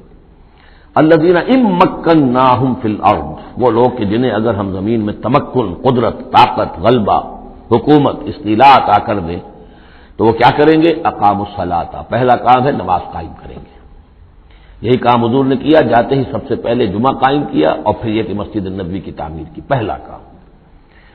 آتوا الزکوٰۃ، زکوٰۃ ادا کریں گے، آتوا الزکوٰۃ، اور دیں زکوٰۃ، اقاموا الصلاۃ وآتوا الزکوٰۃ، اور دیں گے وہ زکوٰۃ، اور یہ کہ زکوٰۃ کا نظام قائم کیا جائے تاکہ جو بھی معاشرے کے اندر پسماندہ طبقات ہیں، جن کے ہاں احتیاج ہے، ان کا بھی کفالت کا بندوبست ہے۔ وَأَمَرُوا بِالْمَعْرُوفِ، اور وہ نیکی کا حکم دیں گے، وَنَهَوْا عَنِ الْمُنکَرِ، اور بدی سے روکیں گے، وَلِلَّهِ عَاقِبَةُ الْأُمُورِ، اور تمام معاملات کا بالکل آخری انجام تو ہے تو وہ تو ظاہر ہے کہ اللہ ہی کے ہاتھ میں ہے، اللہ کے قبضہ قدرت میں ہے۔ اس کو ہم یہ کہہ سکتے ہیں ایک اعتبار سے کہ گویا یہ نبی اکرم صلی اللہ علیہ وسلم کا مینیفیسٹو تھا۔ مینیفیسٹو ایک تو ہمارا آج کا تصور ہے کہ انتخابات میں جو پارٹیاں حصہ لیتی ہیں وہ اپنا اپنا پروگرام دیتی ہیں، لیکن اس سے علیحدہ کر دیجئے۔ لیکن چونکہ حضور، اگر یہ روایت صحیح ہے کہ یہ آیات نازل ہوئی ہیں جبکہ حضور تشریف لے جا رہے ہیں مکے سے مدینے کی طرف ہجرت کے سفر پر، تو اللہ کے علم میں ہے کہ اب آپ کا جو وہاں داخلہ ہونے والا ہے وہ تو ہوگا ایک بے تاج بادشاہ کی حیثیت سے، جاتے ہی آپ کو وہاں اللہ تعالیٰ کی طرف سے اختیار اور اقتدار مل جائے گا۔ تو جب یہ صورت ہوگی تو کیا کریں گے؟ یہ ان کی پرائرٹیز کیا ہوں گی؟ تو جیسے کہ جماعتیں کہا کرتی ہیں کہ ہماری حکومت بنے گی تو ہم یہ کریں گے، تو گویا کہ یہ ہے وہ ہمیشہ کے لیے اہل ایمان کا جو سمجھیے کہ اللہ تعالیٰ کی طرف سے دیا ہوا ان کا مینیفیسٹو ہے۔ الذین ان مکناہم فی الارض اقاموا الصلاۃ وآتوا الزکوٰۃ وامروا بالمعروف ونہوا عن المنکر وللہ عاقبۃ الامور۔ یہ آیات خاص ہیں۔ اب دیکھیے پھر وہی جو مکی صورتوں کا مضمون ہوتا ہے بالکل انداز جو ہے وہ بدل جائے گا۔ یہ آیات ہیں اثناء سفر ہجرت کی، یا ہو سکتا ہے کہ مدینہ پہنچ کر نازل ہوئی ہوں، لیکن یہ مکی صورت میں رکھ دی گئی ہیں مناسبت کے اعتبار سے کہ جہاں حج کے یہ افعال بیان ہو رہے مناسک حج، اس کے ساتھ ہی ان کو شامل کر دیا گیا۔ اب وہی جو عام مکی مضامین ہیں مکی صورتوں کے وہ شروع ہو جائیں گے۔ وَإِن يُكَذِّبُوكَ فَقَدْ كَذَّبَتْ قَبْلَهُمْ قَوْمُ نُوحٍ وَعَادٌ وَثَمُودُ، اور اے نبی اگر یہ آپ کو جھٹلا رہے ہیں تو آپ سے پہلے بھی جھٹلایا ہے قوم نوح نے، قوم عاد نے، قوم ثمود نے، قوم ابراہیم و قوم لوط، ابراہیم کی قوم نے اور لوط کی قوم نے، واصحاب مدین اور مدین والوں نے، وکذب موسیٰ اور موسیٰ کی بھی تکذیب کی گئی تھی، فاملیت للکافرین، تو میں نے کافروں کو کچھ ڈھیل دی، مہلت دی، ان کی رسی دراز کی، ثم اخذتہم، پھر میں نے ان کو پکڑ لیا، فکیف کان نکیر، تو میری پکڑ کیسی رہی، کیا حشر ہوا قوم نوح کا اور قوم ہود کا اور قوم صالح کا۔ ان تمام اقوام کے جو حالات ہیں وہ قرآن مجید میں بار بار آ چکے ہیں۔ فکأی من قریۃ اہلکناہا، تو کتنی ہی ایسی بستیاں ہیں، آبادیاں ہیں جن کو ہم نے ہلاک کیا، وہی ظالمۃ، اور ہلاک یوں ہی نہیں کر دیا، وہ ظالم تھی، گناہ گار تھی، ان میں گناہ اتنا پھیل گیا تھا، شرک اور کفر کا اتنا دورہ ہو گیا تھا کہ گویا کہ وہ ایسے ہی تھا جیسے انسانی جسم کا کوئی حصہ اگر گل جائے تو اس کو کاٹ دینے ہی میں عافیت ہے، ورنہ پورے جسم کے لیے وہ چیز جو ہے وہ مضر ہوگی۔ ایمپوٹیشن ہو جاتی ہے، ہاتھ کا، آرم کا ایمپوٹیشن ہو گیا، پیر کا ایمپوٹیشن کر دیا گیا کہ اتنا گل سڑ گیا ہے کہ یہاں سے متعفن مواد جو ہے اگر خون میں جذب ہو کر پورے جسم میں جائے گا تو پوری جان جو ہے اس کی ہلاکت کا اندیشہ ہے۔ تو اللہ تعالیٰ اسی طریقے سے ان بستیوں کو کہ جو اس طریقے سے گندگی کا اور برائی کا اور معصیت کا اور سیئات کا برکت بن چکی ہوں اور وہ پھوڑا بن چکی ہوں، پھر ان کے لیے یہی اللہ تعالیٰ کی طرف سے سرجیکل آپریشن ہوتا رہا ہے۔ فکأی من قریۃ اہلکناہا فہی ظالمۃ فہی خاویۃ علی عروشہا، وہ گری پڑی ہوئی ہیں اپنی چھتوں کے بل پر، وبئر معطلۃ، کتنے ہی کنویں ہیں کہ جو اب بند پڑے ہوئے ہیں، بڑی محنت سے لوگوں نے اپنے اپنے زمانوں میں کھودے ہوں گے، ان سے پانی پینے والے لوگ ہوں گے یا جمگھٹے رہا کرتے ہوں گے لوگوں کے، اب معطل پڑے ہوئے ہیں۔ وقصر مشید، کتنے ہی محل ہیں جو ان میں بڑی گچکاری کی گئی ہے، بہت انہیں مضبوط بنایا گیا ہے۔ اب جاؤ الحمرا کو دیکھ لو، کبھی مسلمان حکومت کیا کرتے تھے، غرناطہ میں جاؤ اور دیکھو الحمرا محل کیسا ہے، جاؤ اور قرطبہ کی مسجد کو دیکھو کہ جہاں کوئی سجدہ کرنے والا نہیں ہے، کسی کو سجدے کی اجازت نہیں ہے۔ افلم یسیروا فی الارض، تو کیا یہ لوگ زمین میں گھومے پھرے نہیں ہیں، فتکون لہم قلوب یعقلون بہا، تو ہوتے ان کے دل جن سے یہ سمجھتے اور بات کی تہ تک پہنچتے۔ تو یہ جو لفظ قلب کے ساتھ عقل آیا ہے، اب اس کو اچھی طرح سمجھ لیجئے، چونکہ یہ بات میری تو آپ کے سامنے آ چکی ہے کہ میرے نزدیک انسان ایک مرکب وجود کا حامل ہے۔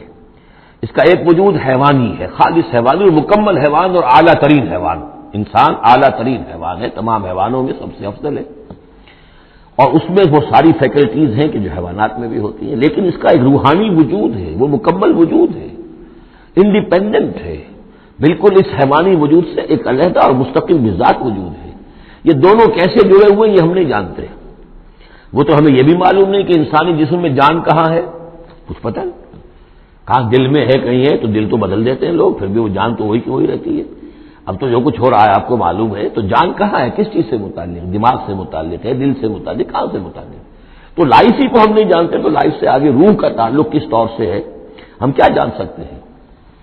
حس رب الناس رابا جان الناس، اتصال بے تکیف بے قیاس، یہ متصل ہے، یہ جو روحانی وجود ہے اور حیوانی وجود ہے یہ متصل ہے، ملے ہوئے تو ہیں، لیکن یہ اتصال ایسا ہے بے تکیف بے قیاس، نہ اس کی کیفیت معلوم ہو سکتی ہے، نہ اس کو کسی اور چیز پر قیاس کیا جا سکتا ہے، لیکن ہے دو علیحدہ وجود۔ ایک وجود پہلے پیدا کیا گیا تھا، کما خلقناکم اول مرہ، دوسرا وجود اس عالم خلق کے اندر آتا ہے، اور ان میں سے ہر ایک کی، دونوں کی اپنی اپنی عقل ہے۔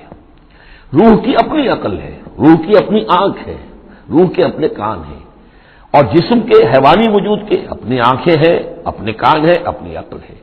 تو ان السمع والبصر والفؤاد، یہ حیوانی، یہ گویا کہ انسان کے جو حیوانی ذرائع علم ہے وہ یہ ہیں، جن کے بارے میں گفتگو سورہ بنی اسرائیل کی اس آیت کے حوالے سے میں تفصیلاً کر چکا ہوں، ان السمع والبصر والفؤاد کل اولئک کان عنہ مسئولا۔ لیکن انسان کے اندر جو یہ روح ہے یہ دیکھتی بھی ہے، یہ سنتی بھی ہے، اس کے اپنے کان ہیں، وہ غیر مرئی کان ہیں، غیر مرئی آنکھیں ہیں، لیکن اس کی اپنی عقل ہے۔ اب یہاں دیکھیے یہ دونوں چیزیں واضح ہو جائیں گی، فتکون لہم قلوب یعقلون بہا، تو ہوتے ان کے دل کہ جن سے یہ بات سمجھتے، او آذان یسمعون بہا، یا ہوتے کان جن سے یہ سنتے، فإنها لا تعمى الأبصار ولكن تعمى القلوب التي في الصدور، اس لیے کہ آنکھیں اندھی نہیں ہوا کرتی، دل اندھے ہو جاتے ہیں جو سینوں کے اندر ہے۔ یہ کون سا اندھاپا ہے؟ ابو جہل اندھا تھا کس اعتبار سے؟ ابو لہب اندھا تھا کس اعتبار سے؟ ولید بن مغیرہ اندھا تھا کس اعتبار سے؟ ان کی آنکھیں تو اندھی نہیں تھی، ان کے دل اندھے ہو گئے تھے، ان کی روحیں اندھی ہو گئی تھی، ان کے اوپر اپنی دنیاوی اغراض، اپنی ضد، اپنی ہٹ دھرمی اور اپنے تکبر اور جو بھی ان کے اندر عصبیتیں تھیں، اس کی وجہ سے اس طریقے سے ان کے اوپر پٹیاں پڑ چکی تھی کہ وہ روح نہ دیکھتی تھی نہ سنتی تھی۔ تو یہ ہے اصل میں یہ معاملہ، فإنها لا تعمى الأبصار، ایک ہے آنکھیں اندھی، لیکن ہو سکتا ہے اس کا دل جو ہے وہ دوسروں سے کہیں زیادہ دیکھنے والا ہو، لیکن یہ کہ آنکھوں کا اندھا ہونا اتنا بڑی بات نہیں، اتنا دل کا اندھا ہونا۔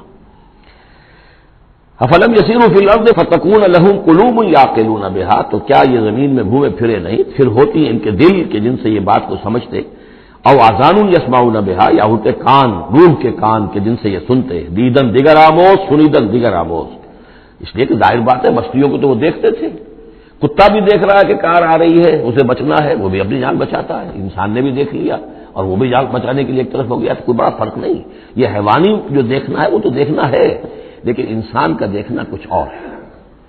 فإنها لا تعمى الأبصار ولكن تعمى القلوب التي في الصدور، اس لیے کہ آنکھیں اندھے نہیں ہوا کرتی بلکہ دل اندھے ہو جاتے ہیں جو سینوں کے اندر ہیں، اس لیے کہ روح کا مسکن قلب ہے، یہ ہم جانتے ہیں، روح کا مسکن قلب ہے، یہ ہم نہیں جانتے کہ کیسے، کس طرح۔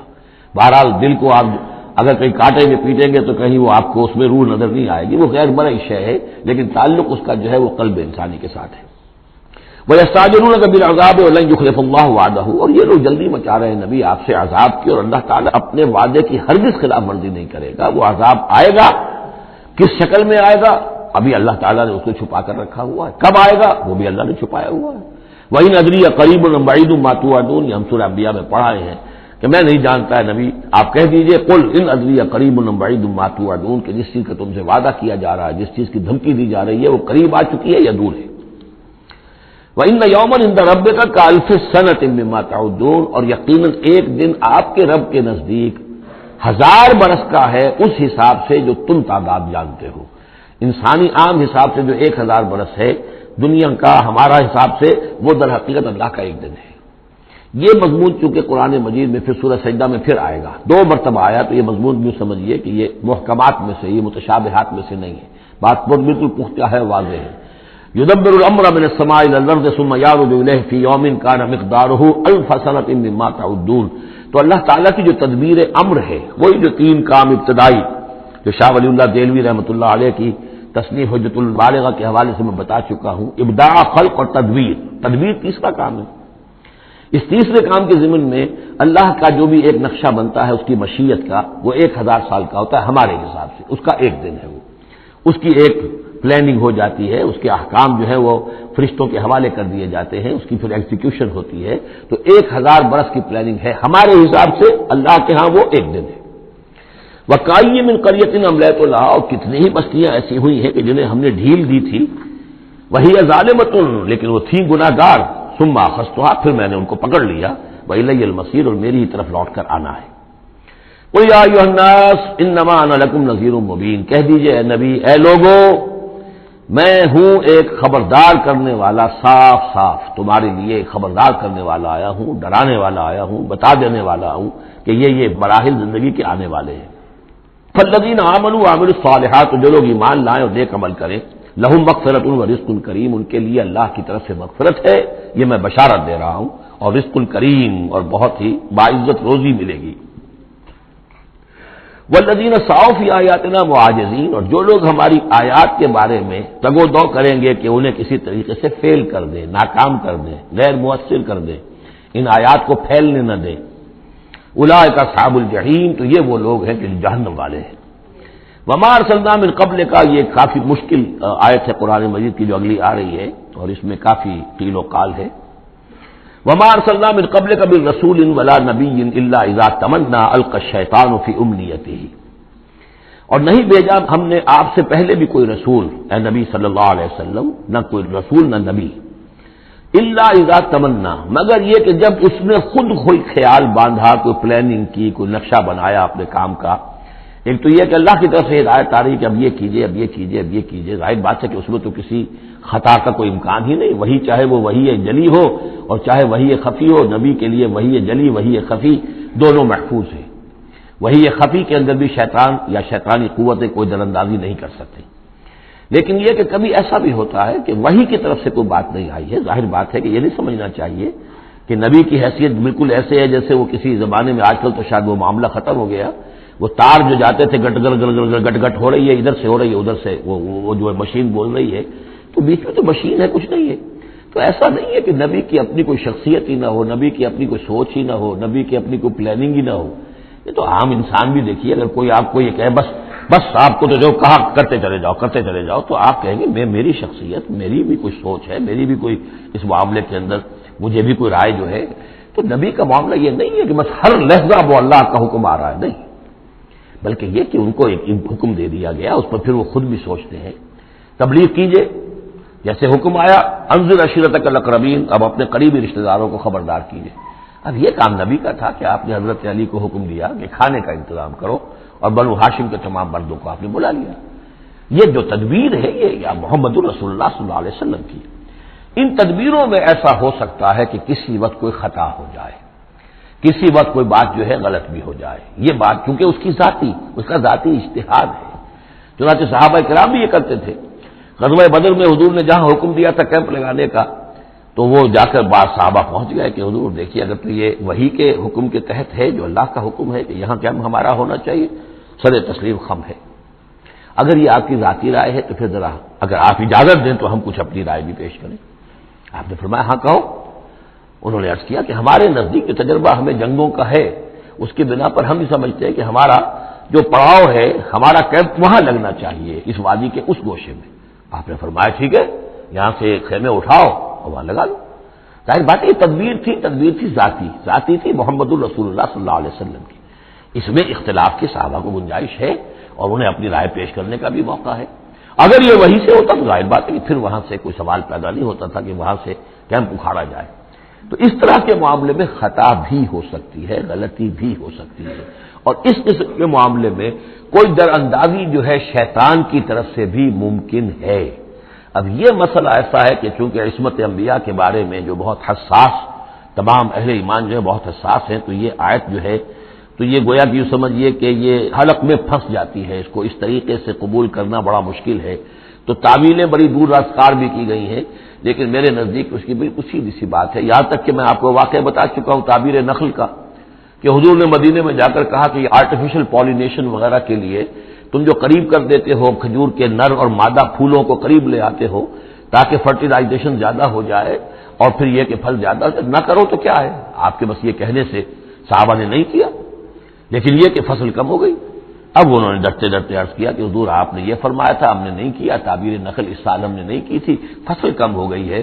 فرمایا انتم عالم بامور دنیاکم، یہ معاملات تمہارے، میں یہ سکھانے تمہیں نہیں آیا، ایگریکلچر سکھانے نہیں آیا تمہیں، میں تو آیا ہوں یہ ہدایت دینے کے لیے۔ جو ہدایت میں دوں، جو میری جو نبوت اور رسالت کا جو ایشو ہے، جو اس کا موضوع ہے، اس پر تمہیں میری ہر بات کو ماننا ہے، لیکن یہ جو تمہارے معاملات ہیں یہ تجرباتی معاملات ہیں۔ اب دیکھیے تجرباتی، کیونکہ وہ تجربہ تھا انہیں، وہ کرتے تھے، زراعت کرتے تھے، اور انہیں یہ اندازہ ہو گیا تھا کہ ایسا ہو تو اس سے یہ کہ پھل زیادہ ہوتا ہے، تو تجربے پر تھا، اور تجربے ہی کی بنیاد پر سائنس ہے۔ پوری سائنس کیا ہے؟ ایکسپیریمنٹیشن ہے نا، اسی کے اوپر تو یہ سائنس ڈیولپ ہوئی ہے۔ ان چیزوں کو جو ہے وہ اس سے خارج سمجھیے، اس میں کوئی تعلق جو ہے دین کا اس سے نہیں ہے۔ انتم عالم بامور دنیاکم، تم اپنے ان دنیاوی معاملات کو جو تجربے پر جس کا دار و مدار انحصار ہے مجھ سے بہتر جانتے ہو۔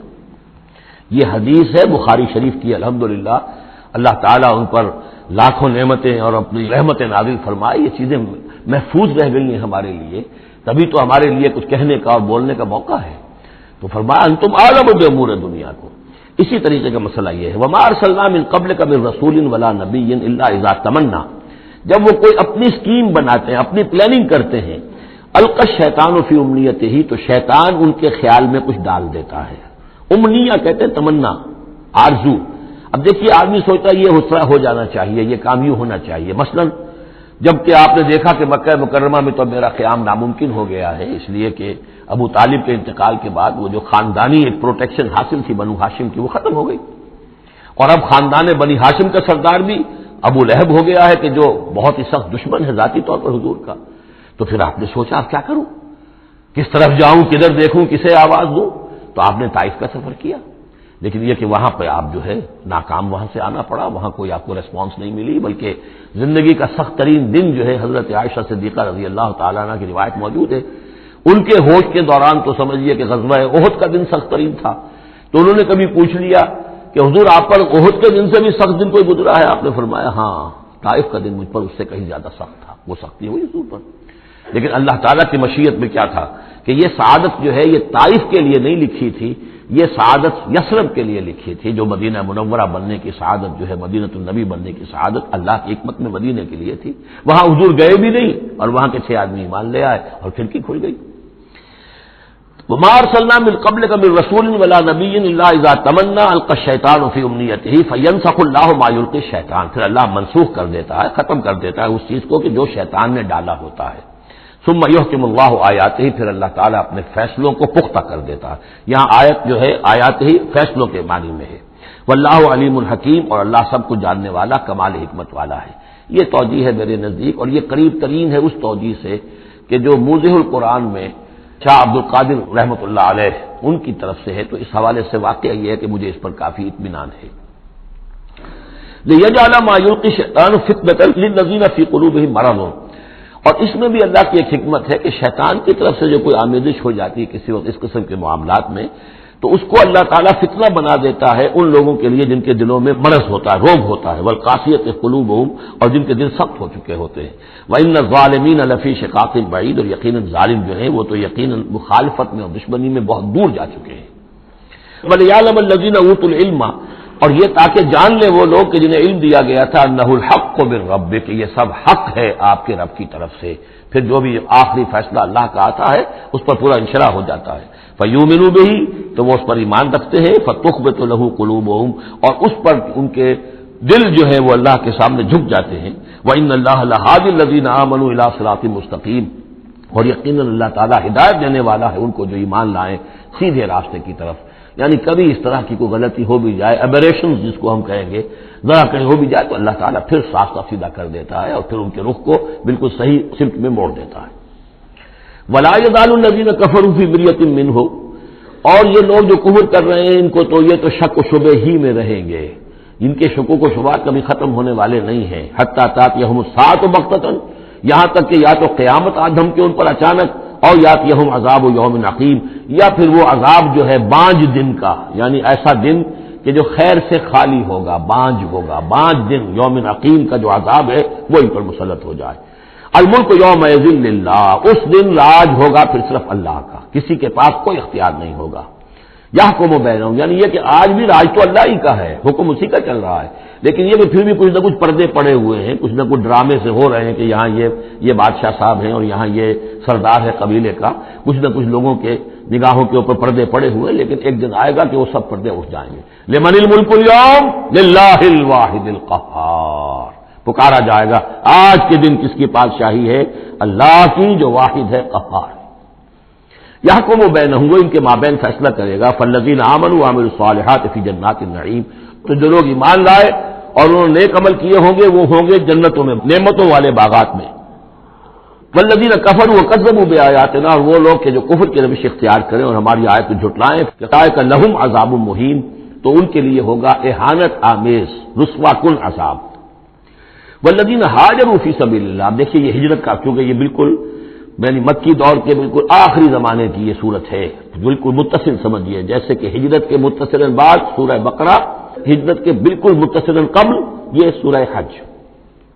والذین ہاجروا فی سبیل اللہ ثم قتلوا، اور وہ لوگ جنہوں نے ہجرت کی اللہ کی راہ میں، پھر خواہ وہ قتل ہو گئے اور ماتوا، یا یہ کہ اپنی طبعی موت مر گئے، لَيَرْزُقَنَّهُمُ اللَّهُ رِزْقًا حَسَنًا، دونوں صورتوں میں اللہ تعالیٰ ان کو لازماً بہت رزق حسن عطا فرمائے گا۔ وَإِنَّ اللَّهَ لَهُوَ خَيْرُ الرَّازِقِينَ، اور یقیناً اللہ ہی ہے بہترین رزق دینے والا۔ لَيُدْخِلَنَّهُمْ مُدْخَلًا يَرْضَوْنَ، اور وہ لازماً داخل کرے گا انہیں ان مقامات پر کہ جن سے وہ راضی ہو جائیں گے۔ وَإِنَّ اللَّهَ لَعَلِيمٌ حَلِيمٌ، اللہ تعالیٰ یقیناً علیم ہے، سب کچھ جاننے والا، اور حلیم ہے، تحمل والا ہے۔ ذَلِكَ وَمَنْ عَاقَبَ بِمِثْلِ مَا عُوقِبَ بِهِ، یہ تو ہے ہی، اور یہ کہ جو شخص زیادتی کرے جس نے بدلہ لیا بمثل ما عوقب بہ، جیسا کہ اس پر زیادتی کی گئی تھی، جیسا کہ اس پر ظلم کیا گیا تھا، ثم بغی علیہ، پھر اس پر مزید زیادتی کی جائے، لینصرنہ اللہ تعالیٰ اس کی لازماً مدد کریں گے۔ یعنی جو زیادتیاں ہو چکی ہیں مسلمانوں پر، اب ان کا حق ہے کہ ان کا بدلہ لیں، پھر اگر ان کی طرف سے اضافی زیادتی اور ہوگی تو پھر اللہ تعالیٰ کی طرف سے ان کی مدد کا پختہ وعدہ ہے۔ ان اللہ لعفو غفور، یقیناً اللہ تعالیٰ عفو اور غفور ہے، معاف فرمانے والا، درگزر کرنے والا ہے۔ ذالک بان اللہ یولج اللیل فی النہار، اور یہ اس لیے ہے یعنی یہ کہ اللہ تعالیٰ کا پورا یہ نظام کائنات کا اسی طرح چل رہا ہے، اسی عدل پر، انصاف پر۔ یہ نہ ہو تو جیسے کہ ابھی آیت آئی تھی کہ اگر ایک گروہ کو دوسرے گروہ کے ذریعے سے ہٹاتے نہ رہتے، جس کو نابود نہ کرتے رہتے، تو زمین میں فساد بچ جاتا۔ لَهُدِّمَتْ صَوَامِعُ وَبِيَعٌ وَصَلَوَاتٌ وَمَسَاجِدُ يُذْكَرُ فِيهَا اسْمُ اللَّهِ كَثِيرًا۔ اس طرح فرمایا کہ ہمارا ایک نظام ہے جو اس دنیا کا ہے، اس طرح کا ایک نظام جو ہے وہ آفاقی بھی ہے۔ ذَلِكَ بِأَنَّ اللَّهَ يُولِجُ اللَّيْلَ فِي النَّهَارِ، یہ اس لیے کہ اللہ تعالیٰ رات کو لے آتا ہے دن میں پروتا ہوا، وَيُولِجُ النَّهَارَ فِي اللَّيْلِ، اور دن کو لے آتا ہے رات میں پروتے ہوئے، وَأَنَّ اللَّهَ سَمِيعٌ بَصِيرٌ، اللہ سب کو سننے والا اور دیکھنے والا ہے۔ ذَلِكَ بِأَنَّ اللَّهَ هُوَ الْحَقُّ، یہ اس لیے کہ اللہ ہی حق ہے، ذات برحق، جس کا حق ہونا قطعی ہے، یقینی ہے۔ وَأَنَّمَا يَدْعُونَ مِن دُونِهِ هُوَ الْبَاطِلُ، اور جس کو وہ پکار رہے ہیں اس کے سوا وہ سب باطل ہے، آدر ہوا ہے، ان کی کوئی حیثیت نہیں۔ وَأَنَّ اللَّهَ هُوَ الْعَلِيُّ الْكَبِيرُ، اور یہ کہ یقیناً اللہ تعالیٰ ہی ہے سب سے بلند و بالا اور سب سے بڑا۔ أَلَمْ تَرَ أَنَّ اللَّهَ أَنزَلَ مِنَ السَّمَاءِ مَاءً، کیا تم نے دیکھا نہیں کہ اللہ نے اتارا آسمان سے پانی، فَتُصْبِحُ الْأَرْضُ مُخْضَرَّةً، تو زمین سبز ہو جاتی ہے، سرسبزی شادابی نظر آتی ہے۔ ان اللہ لطیف خبیر، یقیناً اللہ تعالیٰ بڑی ہی خفیہ تدبیریں کرنے والا اور ہر شے سے باخبر ہے۔ باریک بین بھی اس کے معنی ہے لطیف کے، اور خفیہ تدبیر کرنے والا۔ لہو ما فی السماوات و ما فی الارض، جو کچھ آسمانوں میں ہے وہ بھی اسی کا ہے، اور جو کچھ زمین میں ہے وہ بھی اسی کا ہے۔ وان اللہ لہو الغنی الحمید، اور یقیناً اللہ تعالیٰ الغنی ہے، یعنی اسے کوئی احتیاج نہیں، الحمید ہے، اپنی ذات میں خود محمود ہے، ستودہ صفات ہے، اسے کسی حمد کی ضرورت نہیں۔ الم تر ان اللہ سخر لکم ما فی الارض والفلک تجری فی البحر بامرہ، کیا تم نے دیکھا نہیں کہ اللہ تعالیٰ نے تمہارے لیے مسخر کر دیا ہے، تمہاری خدمت گزاری میں، تمہاری ضروریات کی بہم رسانی میں لگا دیا ہے ان سب چیزوں کو جو زمین میں ہے، والفلک، اور کشتی کو، تجری فی البحر بامرہ، جو چلتی ہے سمندر میں اور دریا میں اس کے حکم سے، وَيُمْسِكُ السَّمَاءَ أَن تَقَعَ عَلَى الْأَرْضِ، اور وہی ہے جو تھامے ہوئے آسمان کو کہ وہ گر نہ جائے زمین پر، الا بإذنہ، مگر اس کے حکم سے۔ ان اللہ بالناس لرؤوف الرحیم، یقیناً اللہ تعالیٰ انسانوں کے حق میں بہت ہی شفیق ہے، نرمی کرنے والا ہے اور مہربان ہے۔ وَهُوَ الَّذِي أَحْيَاكُمْ، وہی ہے جس نے تمہیں زندہ کیا، یعنی پہلے تم مردہ تھے، یہ سورہ بقرہ میں بھی آیت آپ دیکھ چکے ہیں، بالکل اس کے ہم وزن آ رہی ہے۔ کیف تکفرون باللہ وکنتم امواتا فاحیاکم ثم یمیتکم ثم یحییکم ثم الیہ ترجعون۔ اب یہاں صرف یہ کہ کنتم امواتا کے الفاظ کو دوبارہ نہیں لائے، هو الذی احیاکم ثم یمیتکم ثم یحییکم، تم مردہ تھے پھر تمہیں زندہ کیا، پھر تمہیں موت دے گا پھر زندہ کرے گا۔ مردہ تھے یعنی یہ ہمارا وہ دور ہے جبکہ روحانی عالم ارواح میں ہم سے عہد لینے کے بعد ہمیں سلا دیا گیا، الست بربکم، اس کے بعد کسی کولڈ سٹوریج کے اندر تمام ارواح کو رکھ دیا گیا، وہ ہماری پہلی موت تھی، پہلی نیند تھی جو ہم سوئے رہے۔ اس کے بعد جاگے ہیں تو اس عالم خلق کے اندر کسی رحم مادر کے اندر وہ روح جو ہے وہ لا کر ایک جنین کے ساتھ جوڑ دی گئی، یہ ہمارا احیاء اول ہو گیا۔ اس کے بعد پھر یہاں ہم رہیں گے تو یہ زندگی ہے دوسری، اور اس کے بعد جب موت ہوگی تو احیاء، یہ اماتہ ثانی ہو جائے گا، پھر اللہ اٹھائے گا باس بعد الموت، وہ احیاء ثانی ہو جائے گا۔ یہ سورہ غافر میں مضمون آئے گا، اس کا کلائمیکس جو ہے سورہ غافر میں ہے۔ وَهُوَ الَّذِي أَحْيَاكُمْ ثُمَّ يُمِيتُكُمْ ثُمَّ يُحْيِيكُمْ إِنَّ الْإِنسَانَ لَكَفُورٌ، یقیناً انسان جو ہے وہ ناشکرا ہے۔ لِكُلِّ أُمَّةٍ جَعَلْنَا مَنسَكًا هُمْ نَاسِكُوهُ، ہم نے ہر امت کے لیے ان کے قربانی کے طریقے، طور طریقے، عبادات کے آداب ہم نے مقرر کر دیے ہیں جو اس کی پیروی کرتے ہیں۔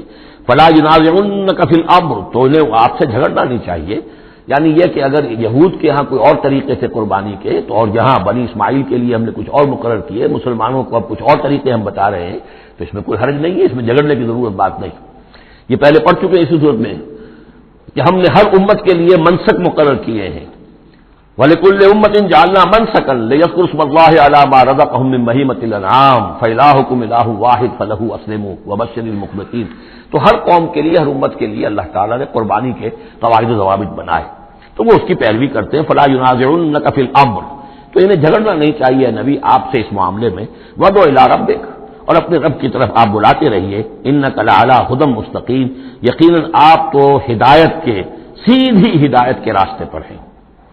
وَإِن جَادَلُوكَ، اور اگر یہ آپ سے جھگڑے، فَقُلِ اللَّهُ أَعْلَمُ بِمَا تَعْمَلُونَ، تو کہیے بھائی اللہ کو بہتر معلوم ہے جو آپ کر رہے ہیں، میں جو سمجھتا ہوں حق ہے، جو حق میرے پاس آئے میں اس کی پیروی کر رہا ہوں، آپ اگر اپنی جگہ سمجھتے ہیں کہ آپ زیادہ حق پر ہیں تو ٹھیک ہے، آپ جانیں، آپ کا رب جانے۔ اللہ یحکم بینکم یوم القیامہ، اللہ فیصلہ کر دے گا تمہارے مابین قیامت کے دن، فیما کنتم فیہ تختلفون، ان تمام چیزوں کے بارے میں جس میں تم اختلاف کرتے رہے تھے۔ الم تعلم ان اللہ یعلم ما فی السماء والارض، کیا تم جانتے نہیں کہ اللہ تعالیٰ جانتا ہے جو کچھ کہ ہے آسمان میں اور زمین میں، ان فی ذالک کتاب، اور یہ ایک کتاب میں لکھا ہوا ہے، یہ وہی ام الکتاب ہے، وہی اللہ تعالیٰ کے علم قدیم کی کتاب ہے۔ ان ذالک علی اللہ یسیر، اور یہ چیز اللہ پر بہت آسان ہے، تمہیں مشکل معلوم ہوتا ہے۔ وَيَعْبُدُونَ مِن دُونِ اللَّهِ مَا لَمْ يُنَزِّلْ بِهِ سُلْطَانًا، اور وہ پوج رہے ہیں، پرستش کر رہے ہیں اللہ کے سوا ایسی چیزوں کی جس کے لیے کہ اللہ نے کوئی سند نہیں اتاری، یعنی اللہ کو تو ہم بھی مانتے ہیں، وہ بھی مانتے ہیں، اب اضافی جس کو وہ مانگ رہے ہیں تو اللہ کی طرف سے کوئی سند ہونی چاہیے ان کے لیے، تب تو درست ہے، اگر اللہ کی طرف سے سند نہیں ہے تو وہ بے بنیاد ہے۔ وَمَا لَيْسَ لَهُم بِهِ عِلْمٌ، نہ صرف یہ کہ کوئی سند نہیں ہے، کوئی علم بھی نہیں ہے، کوئی معقول بات ہو، کوئی دلیل ہو، کوئی بنیاد ہو، کوئی منطق کے اندر، کوئی عقل کے اندر، بالکل بے بنیاد باتیں۔ وَمَا لِلظَّالِمِينَ مِن نَصِيرٍ، ایسے ظالموں کا کوئی مددگار نہیں ہوگا۔ وَإِذَا تُتْلَىٰ عَلَيْهِمْ آيَاتُنَا بَيِّنَاتٍ، اور جب ان کو سنائی جاتی ہیں پڑھ کر ہماری آیات بینات، تعرف فی وجوہ الذین کفروا المنکر، تو تم دیکھتے ہو کہ ان کافروں کے چہروں کے اندر سخت ناگواری کے آثار پیدا ہو جاتے ہیں، بجائے اس کے کہ وہ اللہ کی آیات سن کر ان کے دل کھل اٹھیں، ان کے اندر خوشی کی کیفیت پیدا ہو، انبساط پیدا ہو، ہمارے رب کا کلام ہے۔ تعرف فی وجوہ الذین کفروا المنکر، تم دیکھتے ہو بڑی ناگواری کے آثار ہیں، یکادون یسطون بالذین یتلون علیہم آیاتنا، ان قریب ہوتا ہے کہ پل پڑیں گے، وہ حملہ آور ہو جائیں گے، تکہ بوٹی کر دیں گے ان کی جو انہیں ہماری آیات پڑھ کر سنا رہے ہیں۔ قل افانبئکم بشر من ذالکم، ان سے کہیے تو کیا میں تمہیں بتاؤں جس قدر تمہیں ناگواری اس وقت ہو رہی ہے، تم پر بڑی سختی بیت رہی ہے اللہ کی آیات جو تمہیں سنائی جا رہی ہیں، کیا اس سے بھی زیادہ بری بات کون سی ہے بتاؤں؟ النار، وہ آگ جس کے کہ تم مستحق ہو رہے ہو اپنے اس کفر اور انکار کی وجہ سے۔ وعدہ اللہ الذین کفروا، اللہ نے وعدہ کیا ہے اس آگ کا کافروں سے، وبئس المصیر، اور وہ بہت ہی برا ٹھکانہ ہے۔ اب جو یہ آخری رکوع آ رہا ہے سورہ مبارکہ کا، اس کے ترجمے سے پہلے مجھے تھوڑی سی تمہیداً کچھ بات عرض کرنی ہے۔ یہ جو ایک دعوت رجوع القرآن کی ایک تحریک ہم نے شروع کی، اور الحمدللہ کہ میں اس میں اپنی زندگی کے لگ بھگ 35 برس اب صرف کر چکا ہوں، اور اسی کے پھر کوکھ سے تنظیم اسلامی اور تحریک خلافت نے جنم لیا ہے۔ اس دعوت رجوع القرآن کی جو بنیاد ہے اور جس کو کہ میں نے ذریعہ بنایا ہے قرآن مجید سے لوگوں کو متعارف کرانے کا، اور قرآن مجید کے ذریعے سے دین کے جامع تصور کو لوگوں کے سامنے پیش کرنے کا، اور قرآن مجید کے ذریعے سے دین کی طرف سے جو بنیادی فرائض ہم پر عائد ہوتے ہیں اس کا ایک جامع تصور دینے کا جو میں نے کام کیا ہے، اس کے لیے ذریعہ میں نے بنایا ہے ایک منتخب نصاب کو، مطالعہ قرآن حکیم کا منتخب نصاب۔ یہ جو منتخب نصاب ہے یہ تقریباً کل قرآن کے 1/15 حجم کے اندر یوں سمجھیے کہ 2 پاروں کے لگ بھگ ہے، مائنس پلس کم و بیش 2 پارے ہوں گے۔ تو اس میں ان آیات کو لیا گیا ہے کہ جن میں ایک تو یہ کہ دین کا جامع تصور بہت مختصر الفاظ میں سامنے آ جائے، اور جو فرائض دینی ہیں جس کا کہ ہم سے بات پرس ہونی ہے، جس کے بارے میں پوچھ گچھ ہونی ہے، تو اس کا صحیح تصور ہمیں معلوم ہے۔ کوئی نماز روزہ یہ تو فرض ہے، سب جانتے ہیں، اس کے علاوہ بھی کوئی چیز فرض ہے، کسی چیز کے بارے میں ہم مسئول ہیں، ذمہ داری ہماری ہے یا نہیں ہے۔ تو وہ جو منتخب نصاب ہے اس کے مختلف جو حصے ہیں، ہم کچھ حصوں سے گزرے ہیں، لیکن یہ میں آج سوچ رہا تھا کہ جیسے میں نے آپ کو بتایا تھا کہ حروف مقطعات کا معاملہ یہ ہے کہ 29 حروف ہیں یا 28 حروف ہیں عربی زبان کے الفابیٹس جو ہیں، شروع کے حصوں میں سے حروف میں سے بہت کم ہیں جو حروف مقطعات میں آئے، اور آخری جو حصہ ہے اس کے تختی کے، اس کے بہت سے حروف ہیں، اکثر و بیشتر ہیں کہ جو حروف مقطعات میں آئے۔ تو یہ پہلی مرتبہ میرا ذہن ادھر گیا ہے کہ ہمارے اس منتخب نصاب میں بھی یہ چیز کوئی میرے پیش نظر نہیں تھی کہ جان بوجھ کر ایسا کیا ہو۔ زیادہ حصے اسباق وہی ہیں کہ جو نصف ثانی سے متعلق ہیں، بلکہ قرآن مجید کے آخری حصے سے زیادہ جو ہے وہ اس میں مقامات اور آیات اور رکوع یا صورتیں شامل ہوئی ہیں۔ لیکن اس وقت اس کا تعارف میں یہ کرا رہا ہوں کہ اس کا ایک بڑا مرکزی درس ہے کہ جو اگلی جو یہ رکوع آ رہا ہے جو 6 آیات پر مشتمل ہے، یہ اس کا بڑا مرکزی درس ہے۔ یہ جو میرا منتخب نصاب ہے اس کے 6 حصے ہیں۔ نقطہ آغاز ہے سورۃ العصر، والعصر ان الانسان لفی خسر الا الذین آمنوا وعملوا الصالحات وتواصوا بالحق وتواصوا بالصبر۔ مختصر ترین صورت، جامع ترین صورت کہ انسان کی نجات کے یہ 4 لوازم ہیں: ایمان، عمل صالح، تواصی بالحق، تواصی بالصبر۔ پھر 3 اور مقامات ہم نے اس میں ایسے ہی جامع مقامات جس میں یہ چاروں چیزیں تقریباً بیان ہوئی ہیں وہ شامل کر کے وہ پہلا حصہ ہو گیا. اس کا ایک درس ہم گزر چکے ہیں سورہ بقرہ میں آیت البر، اس کا درس نمبر 2 ہے. لیس البر ان تولوا وجوہکم قبل المشرق والمغرب. نیکی جو تم نے سمجھی ہوئی ہے، کسی نے کسی شے کو نیکی سمجھا ہوا، کسی نے کسی کو نیکی سمجھا ہوا ہے. اصل نیکی کیا ہے، پوری نیکی کیا ہے، نیکی کی روح کیا ہے، جڑ بنیاد کیا ہے، نیکی کے مظاہر کیا ہیں، ان مظاہر میں پھر اقدمیت کس چیز کی ہے، اولیت کس شے کی ہے، ثانوی درجے میں کون سی ہے، پھر چوٹی کیا ہے، سمم بونم کیا ہے، سب سے اونچا جو مقام ہے، جو مقام مطلوب ہے وہ کیا ہے. اسی طریقے سے پھر اس کا دوسرا حصہ جو ہے اس منتخب نصاب کا، اس میں کچھ ایمان سے متعلق مباحث ہیں. ایمان کن چیزوں کا نام ہے، کیسے ایمان وجود میں آتا ہے، تو اس میں سورہ فاتحہ بھی ہے، وہ بھی ہم پڑھ چکے ہیں. اور پھر سورہ آل عمران کا جو آخری رکوع کی آیات تھیں، ان فی خلق السماوات والارض واختلاف اللیل والنہار یہ بھی جو ہے لآیات لأولی الالباب. پھر یہ کہ ایک اور سبق اس کا وہ ہے جو اگلی جو صورت آج بھی ہم پڑھیں گے انشاءاللہ، سورہ نور کا جو 5واں رکوع ہے وہ بھی اس کا ایک سبق ہے. آج کے ہمارے اس حصے میں اصل میں 3 اسباق آ رہے ہیں کہ جو اس منتخب نصاب کے، اسی لیے میں نے مناسب سمجھا کہ اس منتخب نصاب کا آپ سے تعارف کرا دوں. پھر یہ تیسرا حصہ اس کا جو ہے وہ اعمال صالحہ، عمل صالح کی تفصیل کیا ہے، انفرادی سطح پر کیا عمل ہونا چاہیے، اجتماعی سطح پر کیا ہونا چاہیے، معاشرتی سطح پر کیسے ہونا چاہیے، ریاستی سطح پر کیا ہونا چاہیے. تو اس میں خاص طور پہ معاشرتی سطح سے متعلق وہ سورہ بنی اسرائیل کے 2 رکوع ہم پڑھ چکے ہیں جو 15ویں پارے میں آئے. سورہ بنی اسرائیل میں تیسرا اور چوتھا رکوع جو میں نے عرض کیا تھا کہ یہ 10 کمانڈمنٹس جو ہیں تورات کے، وہ گیا کہ ان کی یہ تعبیر ہے، قرآن مجید کی تشریح یہ ہے ان کی. تو اس طریقے سے یہ درس جو ہمارا وہ چلتا ہوا پھر آخر تک جو حصے آئیں گے میں بر وقت آپ کو بتاتا جاؤں گا. لیکن یہ درس جو ہے یہ بھی در حقیقت اس کے تیسرے حصے کا آخری یا چوتھے حصے کا پہلا درس ہے، بالکل مرکزی جگہ. 3 حصے ادھر 3 حصے ادھر.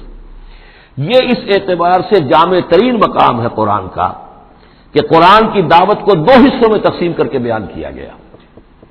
ایک قرآن کی دعوت عمومی ہے، ہر انسان، کل نوع بشر کے لیے، اس لیے کہ حضور کی بعثت تمام انسانوں کے لیے، ہر انسان کسے باشد، چاہے شمال کا ہو، جنوب کا ہو، مشرق کا ہو، مغرب کا ہو، کالا ہو، گورا ہو، پیلا ہو، نیلا ہو، کوئی ہو، سب کے لیے کیا دعوت ہے قرآن کی. قرآن کیا کہتا ہے، کوئی ہے یا نہیں؟ پہلے درجے میں تو دعوت عمومی الی کافۃ الناس. دوسرے درجے میں دعوت خصوصی، یہ کن کے لیے ہے؟ جو ماننے کا اعلان کرے. پہلی دعوت دعوت ایمان ہے، مانو اللہ کو، مانو رسول کو، مانو آخرت کو، مانو بعث بعد الموت کو، مانو جنت کو، مانو دوزخ کو. یہ ہے عام. جو یہ مانتے ہی نہیں، اب ان سے کوئی اور کلام نہیں. ان سے ہم کیسے کہیں گے نماز پڑھو اور روزہ رکھو؟ وہ اللہ کو نہیں مانتے، قرآن کو نہیں مانتے، نبی کو نہیں مانتے. تو دعوت ایمان ہے دعوت عام قرآن مجید کی. اور پھر جو ایمان کا دعویٰ کریں اب ان سے خطاب ہے کہ اب جگر تھام کے بیٹھو، میری باری آئی. جب تم نے مان لیا ہے تو ماننے کا یہ تقاضا پورا کرنا پڑے گا.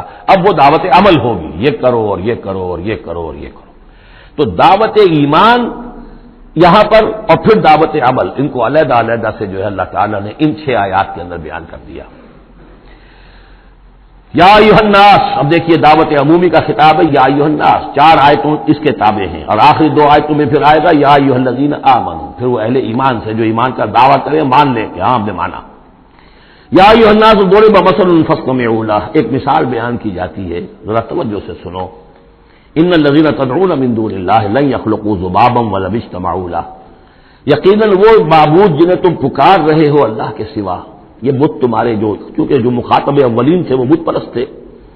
لن یخلقوا ذبابا، یہ تو اس پر بھی قادر نہیں ہے کہ مکھی تک کو پیدا کر سکے. ولو اجتمعوا له، یہ جو کعبے میں رکھے ہوئے 360 کے 360 بت مل جل کر بھی ایک مکھی پیدا کرنا چاہیں تو نہیں کر سکتے.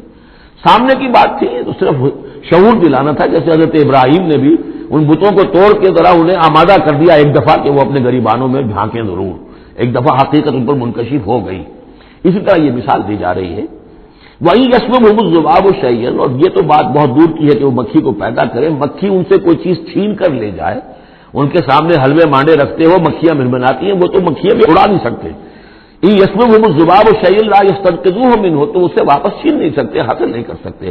ضعف الطالب والمطلوب، بہت کمزور ہے طالب بھی اور مطلوب بھی. یہ ان تین الفاظ میں قرآن مجید کا توحید کا جو عملی لب لباب ہے وہ آ گیا ہے۔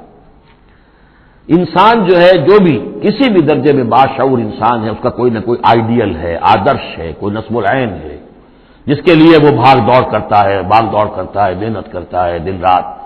تو ظاہر بات ہے کہ وہ آئیڈیل گھٹیا ہوگا تو انسان بھی گھٹیا ہوگا، آئیڈیل اونچا ہوگا تو انسان بھی اونچا ہوگا۔ یہ دونوں چیزیں جو ہے کورسپونڈنگ جائیں گی۔ اگر آپ کا مقصود ہی پست ہے تو ظاہر بات ہے آپ کی اپنی شخصیت بھی بڑی پست ڈیولپ ہوگی، مقصود اونچا ہو، بلند۔